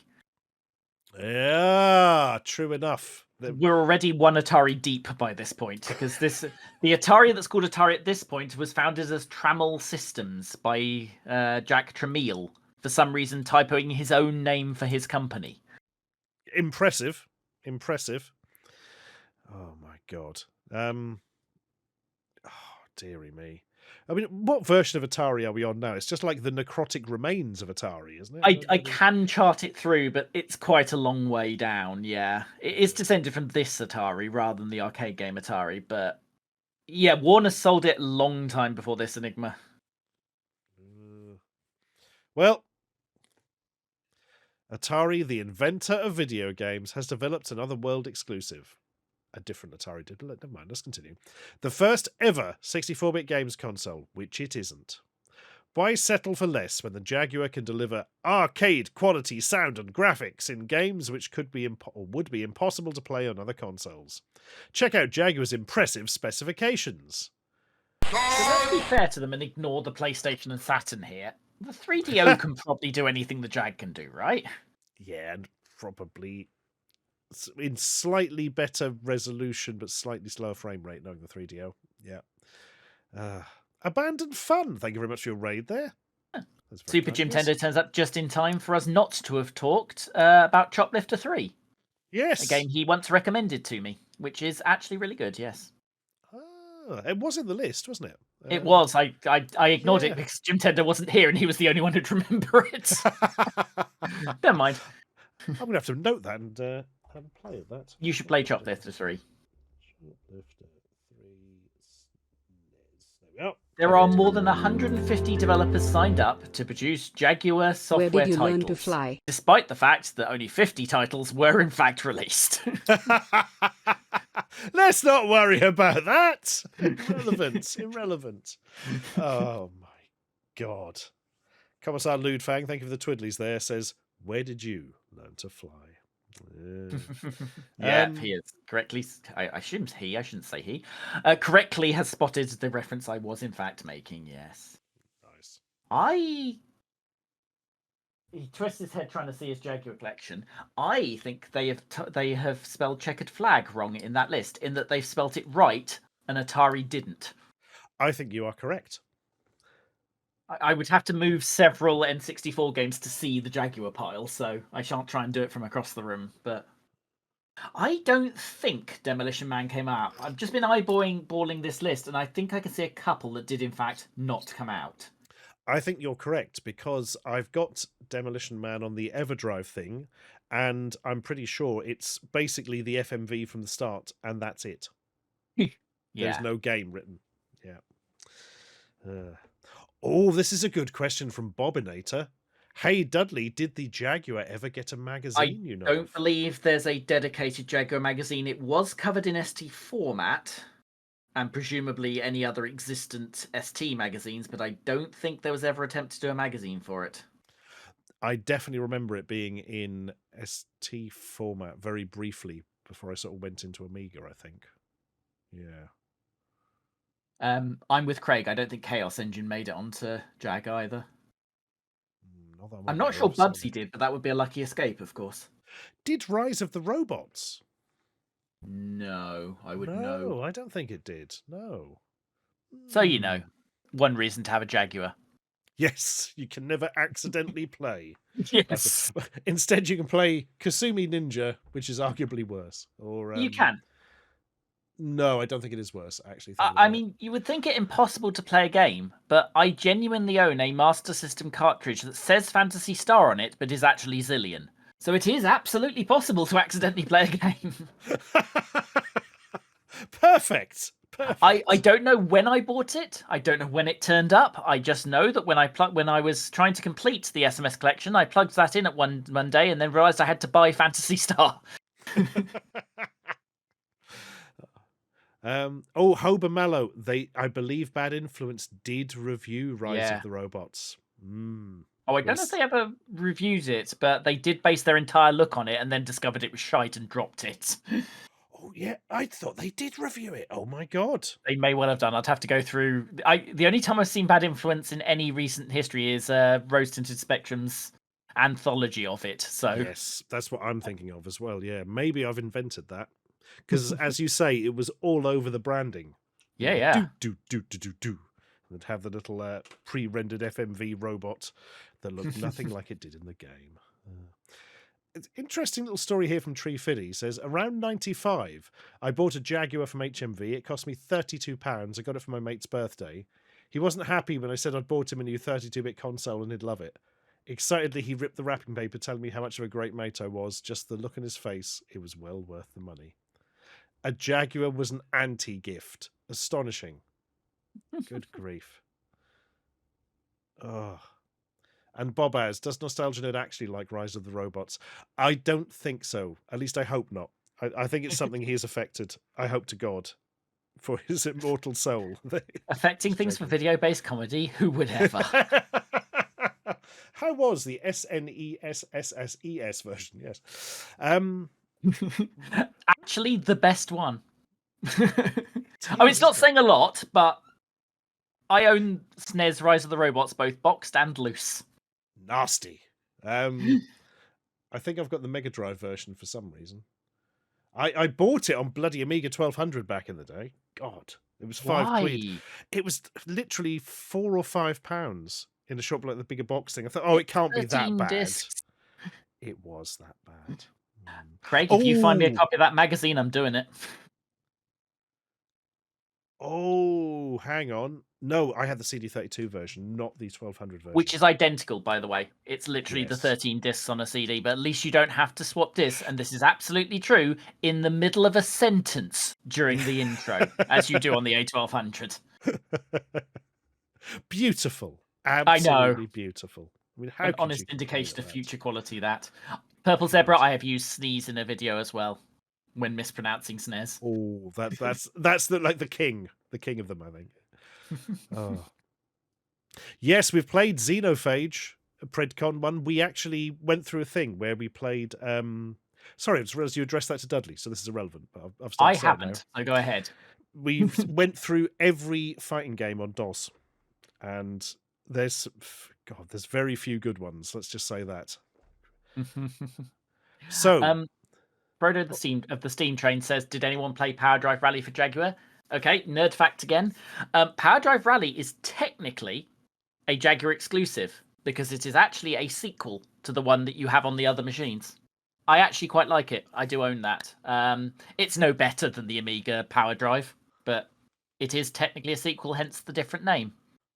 And then I should probably credit my cousin Nick with the best joke I ever heard on this, because not only is he the guy who gave me the Silica Catalogue, he came up with this, that Power Drive was so important to Commodore that they wrote Power Drive on every Amiga.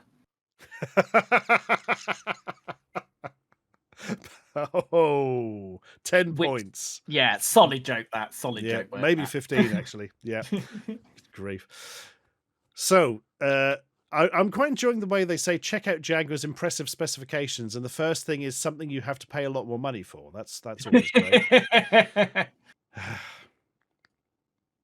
Atari expects to deliver a CD-ROM drive add-on for Jaguar before Christmas '94, and they did. Yeah, I think it was released over here, wasn't it?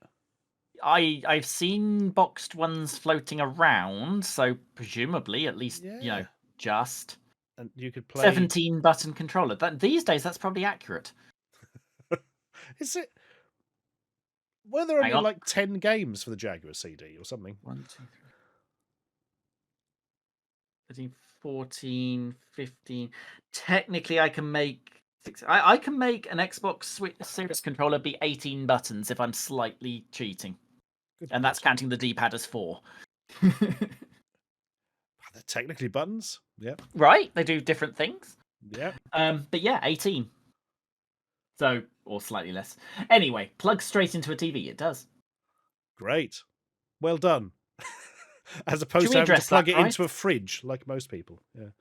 Oh my God. I don't know if there are words to describe that price at that time. That's amazing. £229. Rocker 26A may have spotted an Alex Kidd issue. Oh, yes, Bubsy the Bobcat, or is it just Bubsy Bobcat? I confess I don't know, and I feel I may have to cheat. Bloody hell. But at least it's got 5 processors.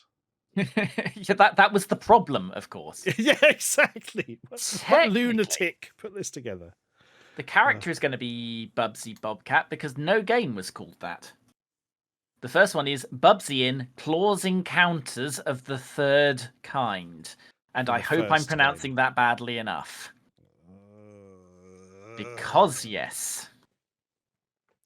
So, my only comment on the price is going to be just reading Craig Charlesworth's comment here of SNES and Starwing for £79 or a Jag and Cybermorph for $229.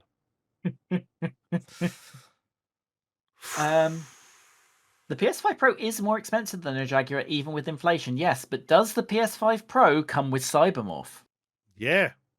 Does it have 17-button controller? Does it plug straight into a TV? Yes, I've just proved it did. Yeah. So say both of those things are true. Yeah. But I don't think it has 5 processors, so, Oh my God. I genuinely... how do you classify a processor? Because, what's actually... Because cores processors? Because if so, it's got a lot more than 5. Yes. I suppose in this they're saying it's got 2 that handle the data and 1 for graphics and 1 for... I don't know. Because they're not specifying. It's hard to say, isn't it? Oh, God. Ooh, accessories. Anything interesting? No. No. Controller, composite monitor cable. 17 quid. It's 17 quid for a bloody composite cable. And the controller was 20 quid because the game, I think, one I have has that crossed out and the 10 quid I paid written in. Hang on. Isn't the composite monitor cable, isn't that just literally a composite cable, phono to phono? Probably. You could literally use one side of a bloody stereo audio lead. Just absolutely ridiculous. Fiverr and Tesco. Oh, bloody hell. It has one more disk drive than the PS5 Pro. No, the CD does, and you had to pay extra for that. Oh my God. And now they expect us to pay £49 for bloody Club Drive. Oh my God. If they'd finished that. I mean, I assume you've been around. Well, in fact, I know you have. Well, Mr. Biffo tells the story about the launch of Club Drive. Absolutely amazing. Absolutely astonishing.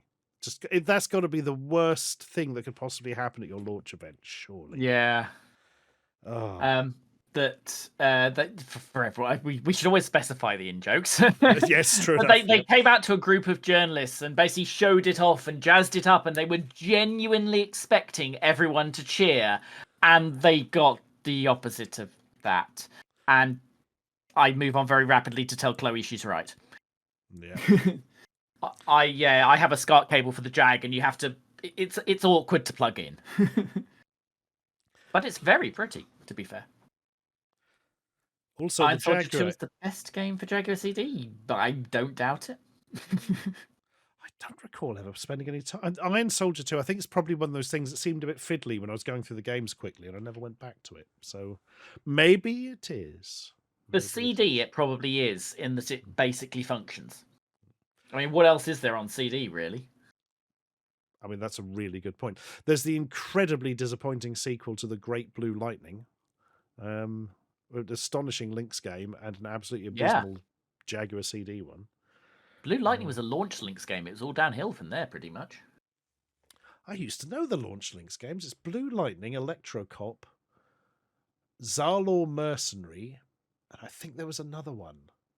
Can't think what the other one was. I will have Blue Lightning if that's right. yeah. Oh God, yeah.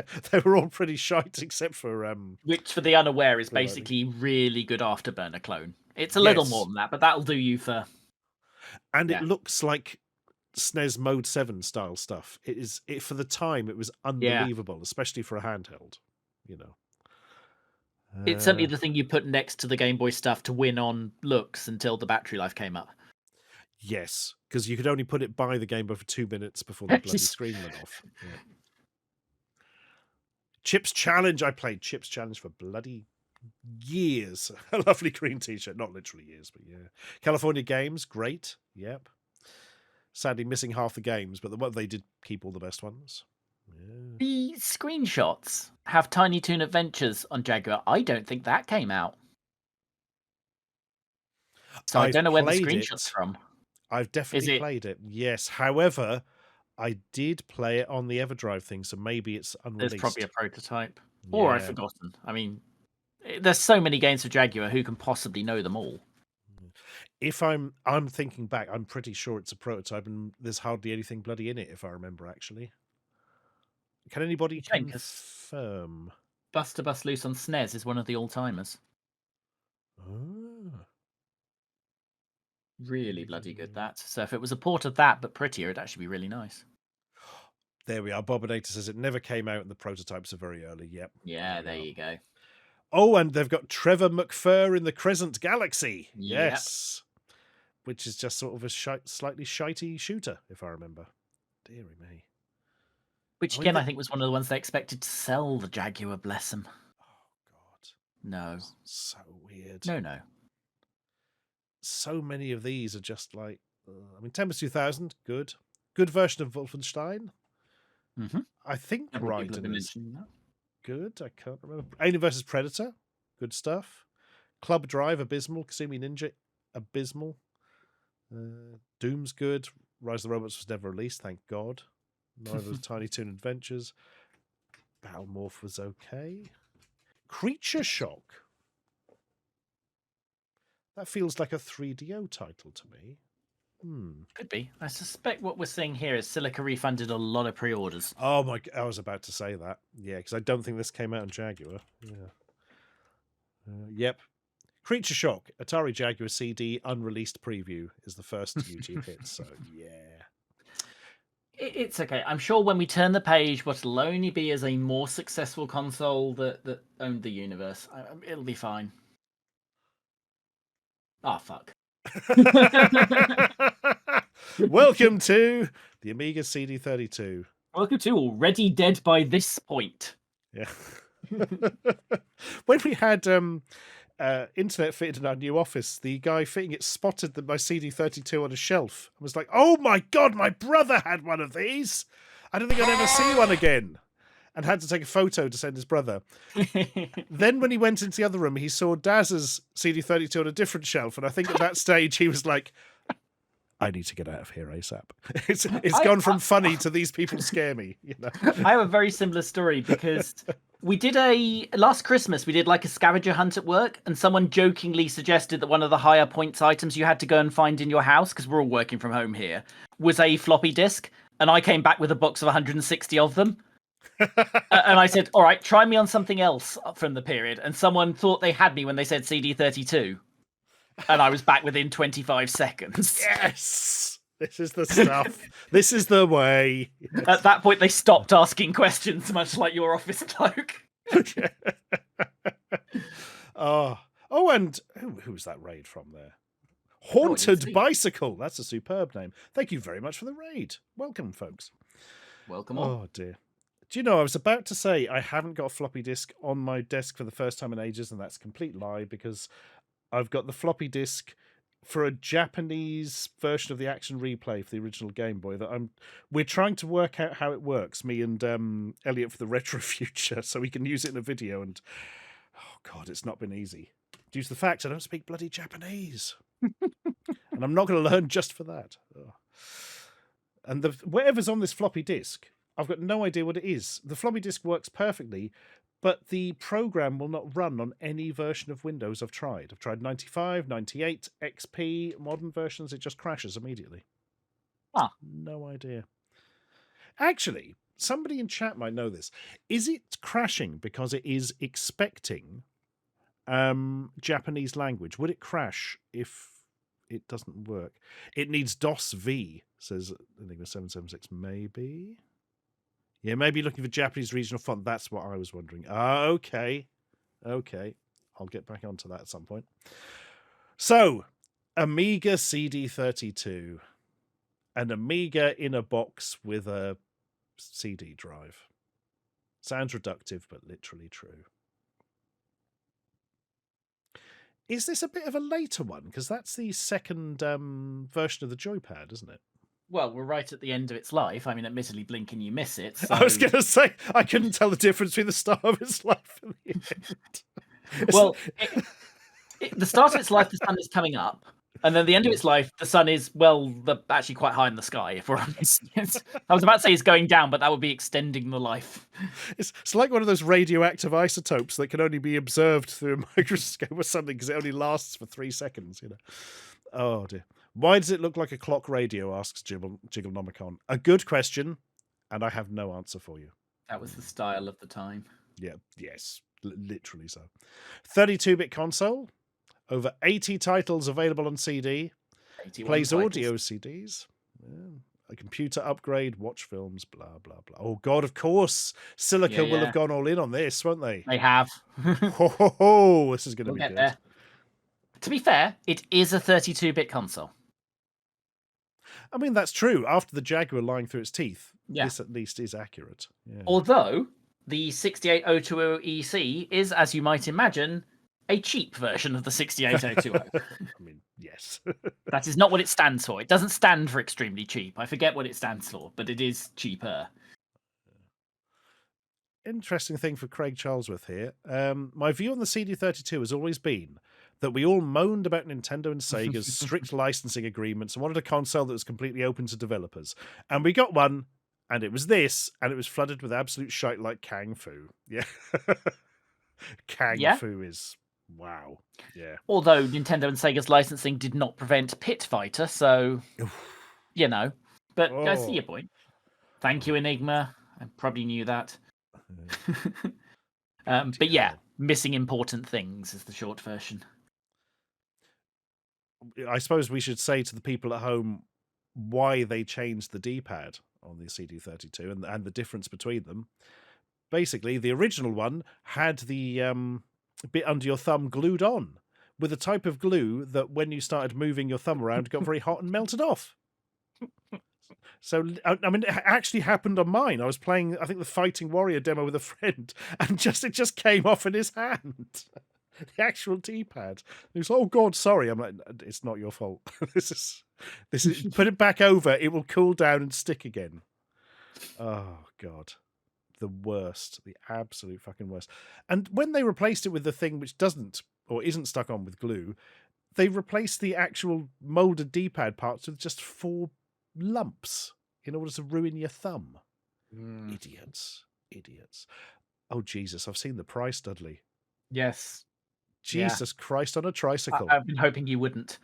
Oh. So I'm just going to go. Okay, I've got a question. So, okay, read the price under Spectacular Voyage Pack for me. Right.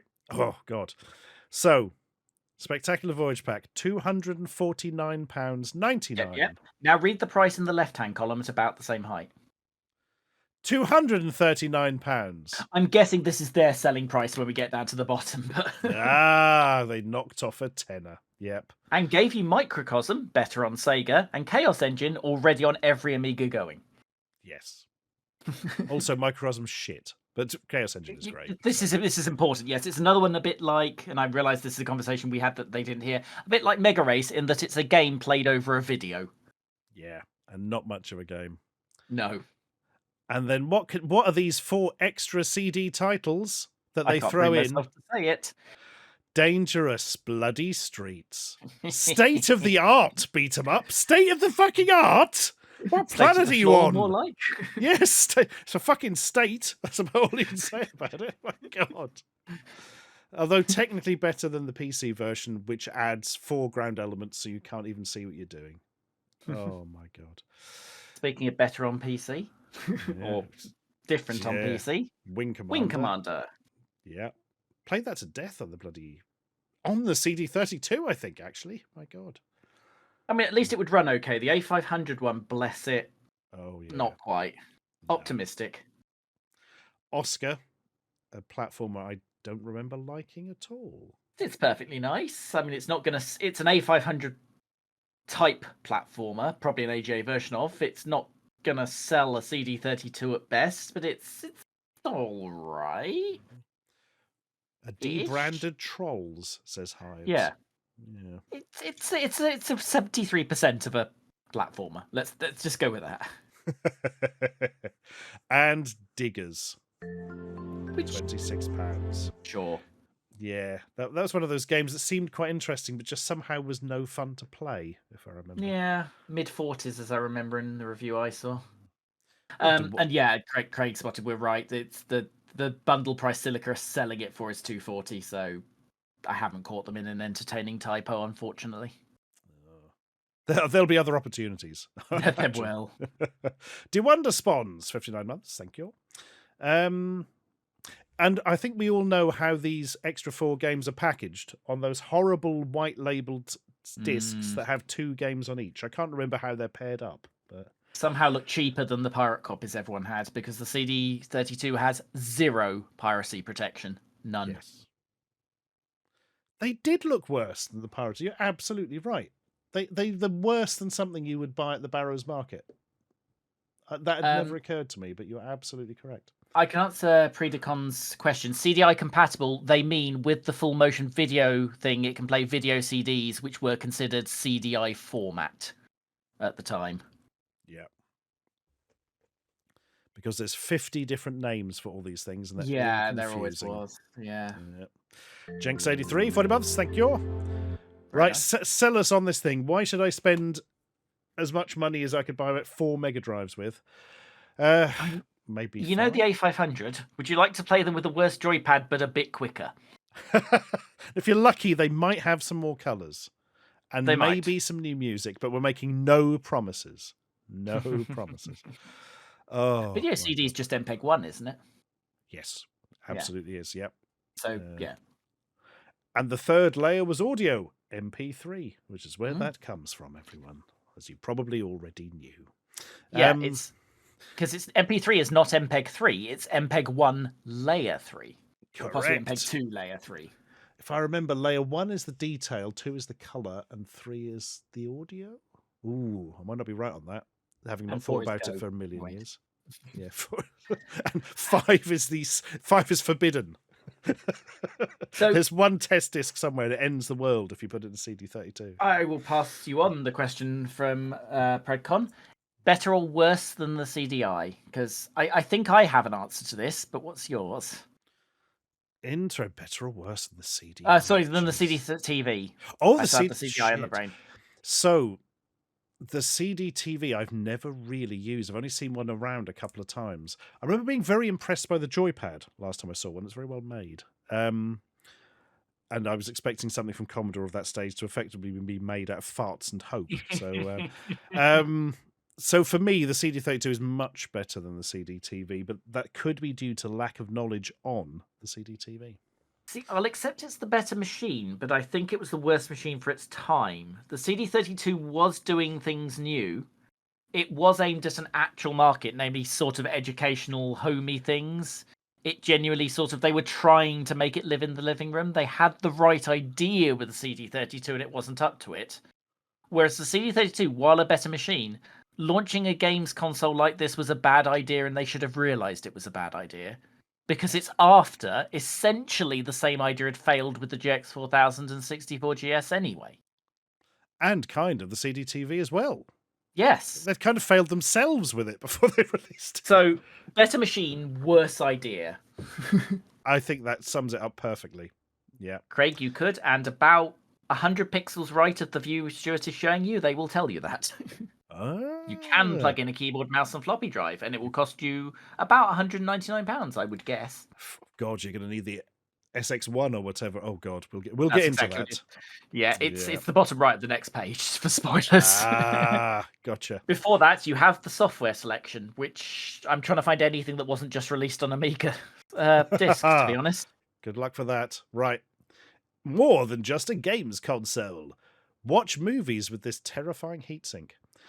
The incredibly low-res version of MPEG-1 video, although it looked fine at the time. It was about VHS quality. Is the same, isn't it? So yes. The only problem was that there was, I forget however many minutes it was, but you definitely had to change discs during most movies at this point.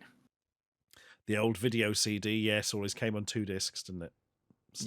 Still sold in parts of Asia. The original MPEG-1 video CDs, and officially released.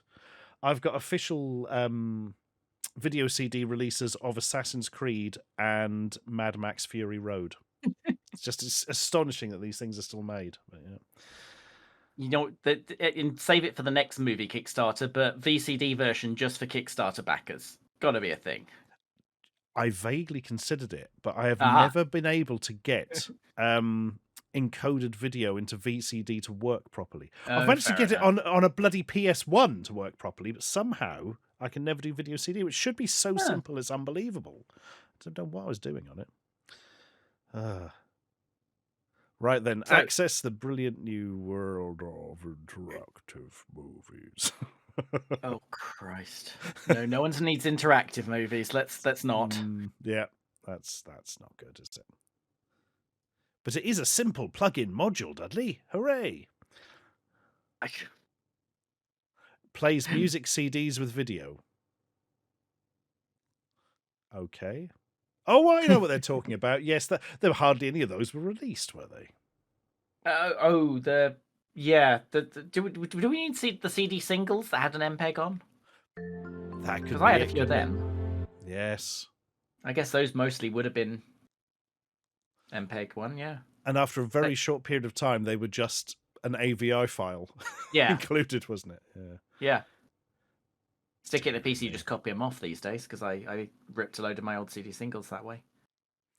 I like the way that apparently somebody's making a song about video discs not being included.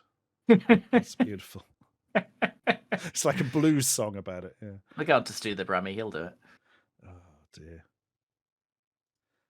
Oh, eBag. I've just spotted that the last VOD is muted partially. Oh well, we'll publish it anyway. That's annoying. Not had that for a long time. Goo, curses. Oh, bless. Predcon1 says the full motion video thing looks like the N64's RAM module. Yes, but it's about 5 times the size. Yeah. So while we're doing games, who is it? Riz says Fire and Ice for £20, cheaper than theirs version. Also cheaper than the Master System version, but that's because that was only released in Brazil. Holy shit. I've got to look up what that looks like. Don't think it was a very good game, but it was visually interesting. That's going to be a problem on 8-bit. Exactly. Yeah. Although, the Game Gear version of Rise of the Robots, surprisingly good compared to other versions of Rise of the Robots. For instance, unlike the Amiga version, it can manage to play music in the background. No, they had the technology? My God. Surely nothing on Earth could perform such a task. No, you're right. The CD32 is an A1200 in all but name. Yeah, absolutely. The CDTV is an A500 in all but name. And the CDTV had the ports on the back to plug in your mouse and keyboard, whereas you had to buy something that cost a fortune from a third party. Spent £438 to do it here. Or buy an A1200 and a CD drive for much cheaper. Although it wouldn't play CD32 games properly, most of them, I suppose. But I don't know. So, in the games list, try and find me anything that wasn't released on a disc-based Amiga, because I can see one. Right, let's go for it. That Alien Breed clearly was. Quack was, and is crap. Banshee's kind of great, but again, A1200 version. Bubble and Stick certainly was. Chaos Engine obviously was. Chuck Rock 2 exists on multiple formats, which is a crime against humanity. Deep Core, I don't know what that is. Damn it, I was hoping you did, because I didn't. Oh no, that's a new one to me. I'll have to come back to that. Frontier, obviously, I think I had that. Fire and Ice, of course. Fury of the Furries. I do remember that. Superb game. Yeah. Global Effect, I don't know anything about except the cover. Gunship 2000, yes. Heimdall 2 was... I don't know actually if Gunship 2000 got an Amiga disc release. Gunship did. Oh, interesting. Maybe that's one. Heimdall 2 certainly did. Yeah. Impossible Mission. It's the Impossible Mission sequel, but it probably did. But not as good as... I'd say Elevator Action Returns, but that's so different. I've got myself confused. Sensible Soccer, clearly CD32 only. Maybe not. James Bond 3, yeah. Labyrinth of Time, that must be CD only. Surely, because... Yeah, that could be. It wasn't the one I spotted initially, but it is. It's got to be. Loads of FMV and shit in it. Oh, Gunship 2000 did have discs. Never mind. I tried. So we might be on about 3 or 4 by the time we get to the end of this Because, I mean, Lemmings, Captive 2, Lost Vikings, Microcosm is the one obviously wasn't. Yes, absolutely. Nick Felder's Golf was Photolite. I don't think is a game. That's just something to allow I'm you to look skipping at over photo that. CDs. It does say software selection, to be fair. Fair enough. Fair play to them. But yeah, Faldo, Fantasies, Pirates, all disc games. Yeah, Legacy of Sorasil was. I had that. It's incredibly dull. Pinball Fantasies was Pirates Gold. There was a gold version on disc, wasn't there? Yeah. Prey and Alien Encounter is an FMV game, so that must be CD32 only. Probably also runs on a CDTV and a fucking potato, if it's the game I'm thinking of. Project X, that was. Saber Team definitely was. Seek and Destroy, that was, I think. I'm almost certain. Simon the Sorcerer might be the talkie version, at least. I really hope it is. Which was Chris Barry? It was, absolutely was. You can see their full talkie soundtrack. Yeah. Chris Barry sounds... Yeah, no one on the stream's reading that. Yeah, I was going to say, so to zoom in as far as I like, you still won't be able to see it. Chardot says, I think Pirates Gold was exclusive to CD32. Oh, fair enough. Well, I mean, exclusive in the Amiga world to CD32. Yeah, because obviously there's a PC one. True that. Trivial Pursuit CD32 edition. That, I think, is... Does that have anything to make it CD32? Yeah, that's what I'm wondering. The SNES has Trivial Pursuit. That's the version I've played the most, that and the Spectrum version. Huh. I played it on my Game Gear, though, with the adapter, because I didn't have a Master System at the time. Yeah. Was the text okay? Must have been, if you played it any time. Yeah, it was. I wouldn't say it was great, but it was legible. It's not like it moves quickly. Exactly. Ultimate Body Blows, that was CD32 only, wasn't it, Ultimate? Or at least AGA only.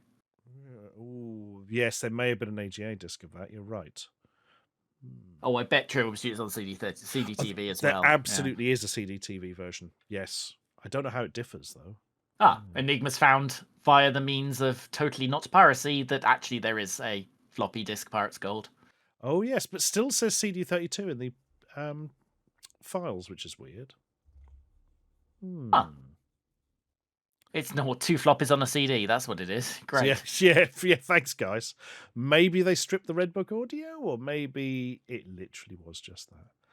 I mean, Rise of the Robots is literally the disc on a CD. So true enough.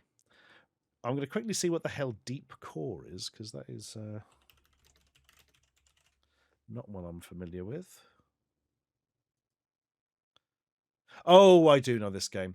It's the one where you're like it's a side-scrolly game, Bitmap Brothers type color scheme, and you're basically a slightly futuristic-looking sort of scuba diver type. Yeah, it looks very not good. I mean, of those, the one I want to play is Fury of the Fairies, but I can play that on literally anything. That's the thing, isn't it? Fury of the Fairies, you may actually know as a Pac-Man game. It's the weird... Yeah. It was licensed by Namco and released as Pack in Time, which on all formats except SNES is literally Fury of the Fairies with some text swapped, which is weird because on PC, both of them exist, despite being identical. The SNES version is an original game based on the same premise and is actually really worth playing because it's quite unique. So if you've always overlooked the SNES version of Pack in Time, aka Fury of the Fairies, give it a try. Bloody hell. It's only that version that's an actual different game. I was going to ask now, say you have to pick 3 out of these to have on your CD32, but it's not that easy because like Fury of the Fairies would be an obvious choice, but well, I mean, is there any reason to do I own an Amiga in this? Yeah, that's the problem. Do I own what do I own on an Amiga? Because I can pick 3 or 4 very good games very quickly, but they're all going to be the same as they were on a 1200 or PC. Yeah, absolutely that. It's like Lost Vikings, Fantasies, Gunship, Frontier, yes please. But Chaos Engine, Banshees, Pirates always. Yeah. Definitely even not Simon. Legacy of Sorasil. Yeah. And Photolite Deutsche English, of course, my absolute favourite. Hours I spent with that. I mean, I'll pick that if I don't have to have Microcosm. Yeah. Or Prey and Alien Encounter. Prey the disc doesn't work. God. So computer upgrade then. interesting looking keyboard. Turn your CD32 into a powerful 32-bit multimedia computer called an A1200, using the optional SX1 multi-port expansion module. Equipped with the ability to take optional keyboard, floppy drive, hard drive, printer, modem, and real-time clock, the module takes the CD32 compatible with all the Commodore, Amiga, not all, 500, 600, and Yeah, I 1200 just noticed software. Yeah, that's I was also painfully held untrue. up on optional keyboard and floppy drive. If you're not plugging those in, what the hell are you going to use an SX1 for? Well, I'm just going to install my hard drive and put the operating system. Oh. How do I get? Oh. Perhaps I should have bought a keyboard and floppy drive. God's sake. So not only is the Amiga CD32 capable of playing top games, superb CD quality stereo sound, and CD video quality images, with the SX1 computer upgrade, it can store and process all your personal and business information. And while you do that, I'll just turn chat into all Fury of the Fairies all the time. SX1 module is £200. How? The question is, how much did a normal A1200 cost at this time? And I'm going to sneakily check if Silica was still selling them, but I think we're probably talking. Well, Commodore's just gone bust, so probably not anything. But they were probably 400 at the time they went bust. There we are. The A1200 doesn't appear to appear in this catalogue, which we are totally not going to see all of tonight. Yeah, But no. a lot of it's a repeat of the last one anyway. Anyway, whereas CD32. What they've failed to mention is that the SX1 was designed based on manufacturing tolerances which changed, and as a result, it's almost impossible to correctly plug into a CD32 so it works. Like a ZX81 memory expansion. Yes. But somehow worse. I had one, and not back in the day, fairly recently, and I'd spent literally 10 full minutes just pushing it in, pulling it out tiny little bits till it made the connection.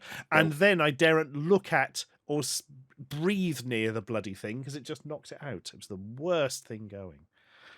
Oh, these days I've just got a modern made expansion thing which just does everything 1,000 times better and costs the equivalent of a quarter, Yeah. Oh, madness. I mean, who bought it? Because let's assume you bought that keyboard. And by the way, that's an expensive keyboard for what looks like a shit keyboard. So what's that? 200, 240, 300 quid plus 250 for the CD32 to have an A1200 with some games on CD that you will never play. Bloody hell. That's I can't imagine why this failed. It's a mystery. I bought 12. I mean, I did buy one, but after Commodore had gone bust and they were knocking them out for like 100 quid.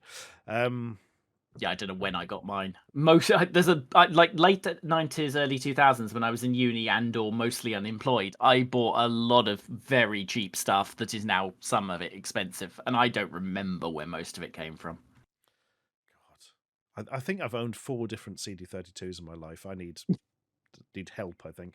Every time I get rid of one, I just end up with another one. I've owned one, but I'm not sure I've ever played on a CD32. I was thinking about this the other day. I don't think I've ever sat down and played a game properly on the original Xbox. And I've had one for donkey's years. Oh, I certainly did, because I had that throughout all the time. I am trying to... What hell? I think that might be the only one that I own where I can't remember actually using it. Like, I have unironically played my GX 4000. I've still too scared to plug mine in. Oh, yes, because of the death. Yeah. Yes. I did buy a replacement power connector, but yes, I should get around to that at some point. But of course, I've only got one game, and you will, of course, know what that is. What, for the GX 4000? Yes, I do know what it is. Yeah. It's Wek Le Mans 2. Yes. Which, under a slightly different name, but... Yeah. Oh, God. GX 4000. Oh. Anyway, go on. Let's do another page quickly, and then we'll stop about half past, if that's all right with you, sir. All right. We might want to skip through some pages then, because a lot of this is stuff we talked about last time. Oh, it is. Yes. Yeah. The joy of the external modulator. The joy of that external monitor, an example of which is behind me right now.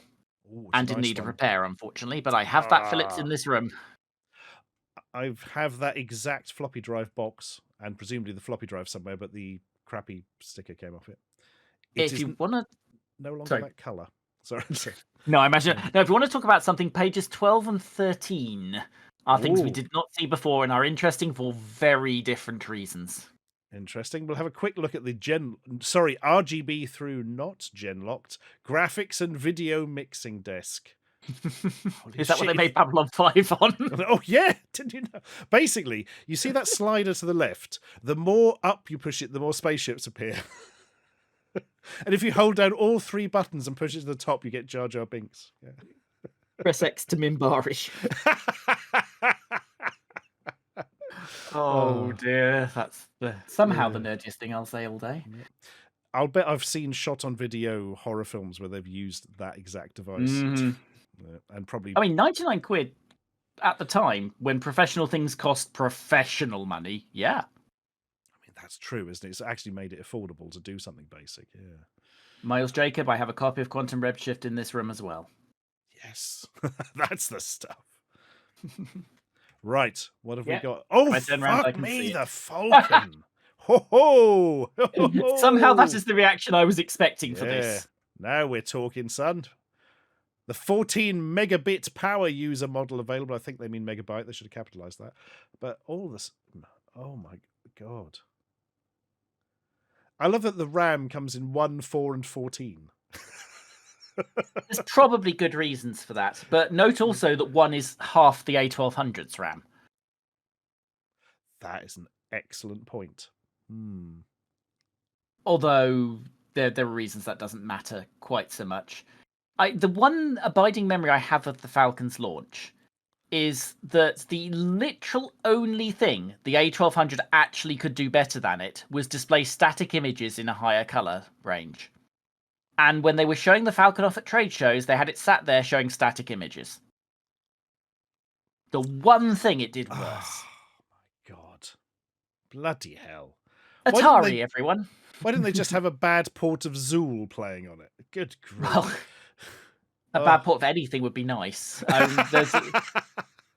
Archer McLean was literally writing in ST format that month saying, I could make Pool look so good on this system. It looks really good. Atari wouldn't give him one. I remember that bloody anecdote. He said he went to see them at a show and was saying, oh my God, I could do it. And we could have like basic, almost like ray tracing it. It'd look like this. And they were just like, oh yeah, whatever. Yeah, no, not really interested, mate. Yeah. You idiot. God. And we all know Archer would have pulled off ray tracing. Machine code genius that he was. Bloody hell. Well, these things go for a pretty penny. A single game probably literally came out for this thing, yes. Yeah. Oh, here's my complete collection of Falcon software boxed. What is on that shelf? Is there anything on that shelf? I don't know. That shelf isn't falling over. Yeah. There's like a Jeff Minter game, I'm sure. And... I'm not even sure there is. Oh my God. Or if there is, I can't name it. Surely Jeff must have made one. It's a new Atari thing. It's the law. The law of the world. Go with the Dragon 32? Yep. 1, 4, and 14 is the multiple choice question for how many people ever bought one. They had one in our school and it was never used. By the point of publishing this catalogue, it was already stopping being manufactured. I don't think Atari ever admitted it, but they had, by this point, stopped making it. And actually quietly stopped making the ST as well. But not that Silica are trying to sell you one of them. No, true enough. Craig, I think they probably would admit it now. Dave says, I've met Mr. Minter. He is a nice man. He is nice, but he's a very nice man. He was super, super accommodating to us on Polybius Highs, bless him. You know what they thought would save the Falcon? About in the middle of sort of the abortive launch period, they were saying they were going to launch a Falcon CD, and they were aware of the slight problems with software compatibility. They were aware they were dealing with a niche within a niche. So in order to guarantee there was plenty of CD software for the Falcon CD, they announced it was compatible with CDI. And then never released it. Perfect. Perfect. When you said, do you know what they thought would save the CDI? I was about to say God, and then I honestly thought to myself, no, the powers are limited. Yeah, exactly. So I'm not even sure God could have saved the Falcon. Yeah. Oh. You go near Falcon holding a crucifix and it just melts. Or that might just be the way they ran the 68030. I've just realised they're still giving you that awful Atari mouse. Yeah. Oh, in a great piece of visual design, but as ergonomic as a bloody house brick, you know. Oh, Not that the Amiga's one is a lot better, we should add. no. I actually think the Amiga Tank mouse is slightly worse, in my opinion, but of the early ones at least. Yeah, Oh. Enigma, it could run, and I quote, most ST software. Yeah. Whether it actually could, I don't know, because that would have required someone to own a Falcon and, well, use it. Yeah, that's not two things that ever came together, to my knowledge. I mean, for the time, 640 by 480, 256 color VGA, that's nice. The hardware capabilities weren't bad. The failure of the Falcon was Atari's. The system was good enough. At 400 quid, the system was probably good enough then. Like 100 quid more than an STE, yeah, fine, could have sold that. But just no support whatsoever for it. They ignored Archer McLean. They ignored the guys who did Legends of Valor, a game which could do ray tracing on the ST, who said they would love to do something. And yeah, never got hold of one. Did they not realise it's the software that sells? Did they just think they were going to sell it to schools and colleges or something? I don't. And despite it being popular on Amiga and PC, the Legends of Valor guys were Atari guys. The interview I saw said he owned one of the first 100 STs to make the UK. Holy and shit. He couldn't get a Falcon in order to do a conversion of a game that was astonishing on ST. God. A game that Todd Howard admitted is part of the reason Elder Scrolls exists. And the Falcon could have had it. God, I remember this game. Yes, it is the closest thing you had to a sort of Doom clone, so to speak. Yeah. Not gameplay-wise, but visually. No, it's more Fallout-y, Elder Scrolls-y in gameplay, but that's a huge town, and in places it does genuinely use ray tracing, and imagine what the Falcon could have done with that. Never got the chance. Hell. Absolutely ridiculous. Yeah. But the Jaguar, everyone. Yeah, thank God they had the Jaguar to save them. Yes. Oh, it's such a shame because it's not just one of those things which it failed and not much came out for it and blah blah. It's like nothing came out for it. There is almost nothing for this machine. Oh God. Craig Charlesworth says apparently someone has ported Beats of Rage to the Falcon. What? Oh, it got a game. Yeah, it only took 25 years. But yeah. Is it a launch title if it comes out 20 years after the machine? There wasn't one before it. Yeah, the failure to launch. My God. Bloody hell. Have you ever seen a Falcon in real life? Is there one at RMC? Because if so, yes, but it wasn't memorable enough for me to remember the answer. Yeah. I've seen... We had one in school, as I say, in the music place, but it was never used. It just sort of sat on a bench with a monitor. Do you know what I mean? I never saw it turned on. Yeah. Well, I didn't know any software. Yeah, Nostalgia Nerd had one for a bit, but they're worth so much money now. It's it, you just can't hang on to it, I don't know what his went for, but I think they go for like $1,000 or something now. I can easily believe it, even in unupgraded form, because so few of them. I mean, it was sold for basically 6 months in low numbers by a company that was betting it all on Jag. Yeah, absolutely true. God, I mean, they're not that hard to. I mean, if you needed to get hold of one for some reason, you could do it, but it'd cost you a pretty bloody penny, Mm-hmm. Do you know? I now want to see. I'm actually going to look at this. How many there are on eBay at the moment? I would be interested to know that. Atari Falcon. Because there's not going to be any software, so it'll be a quick search.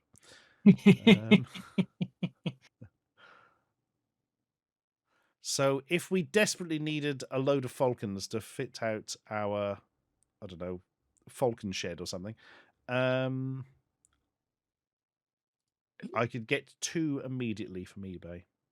Fair enough. And for how many monies? Have you heard of the phrase "all the monies"? Because I think I have occasionally heard. Yeah. Okay. One of them would have to be £1,100. Yeah. I think they would take $1,000 for that though. There's a make offer button. Or 2,300 is another one. Just one of those bastards. Please tell me that's at least got a hard drive. Yeah, that's one of those ones where they put it out and just hope, isn't it? But Yeah. it's the 14 megabyte memory, 2 gigabyte compact flash card, PSU recap, TOS 4.04 Okay, so the coprocessor. effort's gone in. Yeah, yeah. Fair enough. I think it really didn't help it that it uses the same shell as the ST. So it No, made it at least look like something different, you know. it kind of looks like an ST2. Yeah, I see what you mean. There is one thing notable here.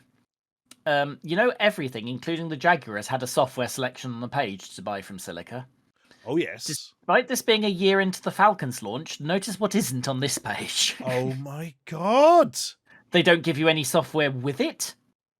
They won't let you buy any software. Yeah, because we're talking Scion Series 3 on the next page. Yeah. Holy crap. Interesting for a different reason. Bloody hell. So yeah, even Silica don't have any Falcon software. Well, God, there we go. Two interesting things I've discovered that I didn't know before. One is that it's got VGA out directly, so that's handy. Means you can get a cheaper monitor. And secondly, it accepts external video sync signal for gen locking. Yeah. So it's got a built-in gen lock. Holy shit. There's so much it could do. I take the piss out the Falcon constantly, but I do not take the piss out the hardware. Yeah. Very well put together. It was just entirely failed and then abandoned by idiots. Yeah. Who'd pinned all their hopes on the Jaguar. And it took them down to the state that, if people don't know, about 2 years after this, Atari merges with a hard disk manufacturer that subsequently went under a year after that. And that begins the tale that leads us to the current zombie Atari. Oh my God. Which is just putting its name to 2,600 re-releases occasionally, and that's about At least they're fairly good console re-releases. And to be fair, they're the people who published the Jeff Minter thing, Atari 50 and Tetris Forever are all published by Atari. So they're putting the effort in these days. Good. That's pleasing, at least. And the rest, 0x Diamond. In that I can name 3 before I even start thinking about it. Bloody hell.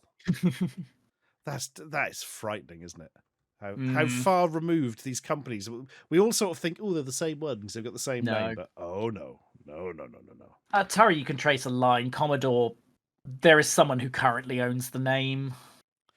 But isn't it owned by like 2 people in Spain or something weird like that? Probably. They were attempting to do something with it. No, because Infogrames isn't even Infogrames anymore, Cumberdanes. Oh. That Atari went bust somewhere around 2010. Oh my God. There's been at least 2 owners since, including the one that tried to turn it into a crypto casino. Oh, I didn't know that. That's painful. Yeah, if you Google Atari Casino. Oh, God. It's not good. Oh, that's genuinely painful. Oh. It was, yeah. Oh, nasty. Well, we actually reached the end of the sort of non-PC stuff there. So we do pretty much. Yeah, you talk about Sun, and then it's all PC from there on in. And the PC, I've got to say, the PC stuff is still quite interesting, but yeah. I will stick a Dropbox link with the PDF in Discord for the people there, and everyone should be on the Discord. When the Internet Archive beats off the idiots attempting to remove it from the internet, I will upload it there, as I did with the previous one. Superb. That was very good of you, sir. I appreciate that. Because it's interesting stuff to look at. And to my knowledge, there are no other scans of that anywhere in the universe. So I'd never seen it before, so yeah, I will certainly up it, and we will save the thing I had in my back pocket for when next we meet. Bloody marvellous. Well, thank you very much once again, sir, for coming on and bringing things of excellence with you. No problem at all. Where, I wonder to myself in wonderment, could people find you on the internet if they wanted to see your stuff? Your easiest bet is to search for Yesterzine on YouTube, where every month I look at a magazine in sort of this fashion, but I also play some games and stuff, and I somehow managed to fit it into 40 minutes, not 3 hours. Thank you, Chatty One. This month is actually a really interesting one because it's a story that most of you, if you are in the English-speaking world, will never have heard of, about a games market that is completely different to the UK, with the assistance of the possibly here Alessandro, who helped me with quite a lot of stuff on that. So that's well worth watching. And it resolves a cliffhanger from last month. So you should all go watch last month, which is on Micro Machines and Sega Power. So you should do that immediately. And if you wish to social media, the only one I do anything much on is Mastodon, where you will find me Yesterzine at topspicy.social. Or find me on Ashens' Discord. And we must again say thank you to Alessandra, who has helped both Dudley and myself out with a lot of interesting things about the Italian 80s games industry, which it's bloody fascinating. Yeah, it wasn't really. I can't get into it now, but bloody hell. When my talk that I did this year at the Norwich Games Festival is eventually put online, that is different to what Dudley did, obviously, but all part of that kind of scene. It's absolutely fascinating. And hopefully it goes up just before mine for the context, but we shall see. Their deadline is the 25th for that. Oh, it could happen. I might actually email them and see what's going on with it. Because they told me it'd be up in like mid-September. And our Fred W in the chat says you should definitely watch the Micro Machines app, which is true, but he does get a mention. As a man who has converted Micro Machines to the Game Boy. Oh, interesting. So it's a lovely version and you should play it, and I'm not just saying that because he's here. Is that so obviously there wasn't one at the time? No, it was the last original conversion, but it was 1995. Our Fred actually got paid to do it by real people. My God. That doesn't happen anymore. Ooh. It is a genuinely lovely version thereof. Bloody, I'm already playing that tonight. That's fascinating. Oh, yeah. Holy shit. Oh, man. That's what your link cable was made for. Look at that. Sorry, you can't look at that. I'm doing it in the background. But you know what I mean. Anyway. Oh, dear. Thank you very much again, Dudley. Much appreciated. Yep. And hopefully I shall see you again soon. You absolutely shall. I am everywhere. Superb. Take care. I shall now really hang up on you via Discord. Bye-bye. Plops. And that is done. Always feels rude doing that, and I don't know why. Oh, tremendous. My God, that bloody... It's astonishing how in 10 months Silica went from Amigas, everything Amigas, buy an Amiga, buy these 50 Amiga games, and then buy these 5,000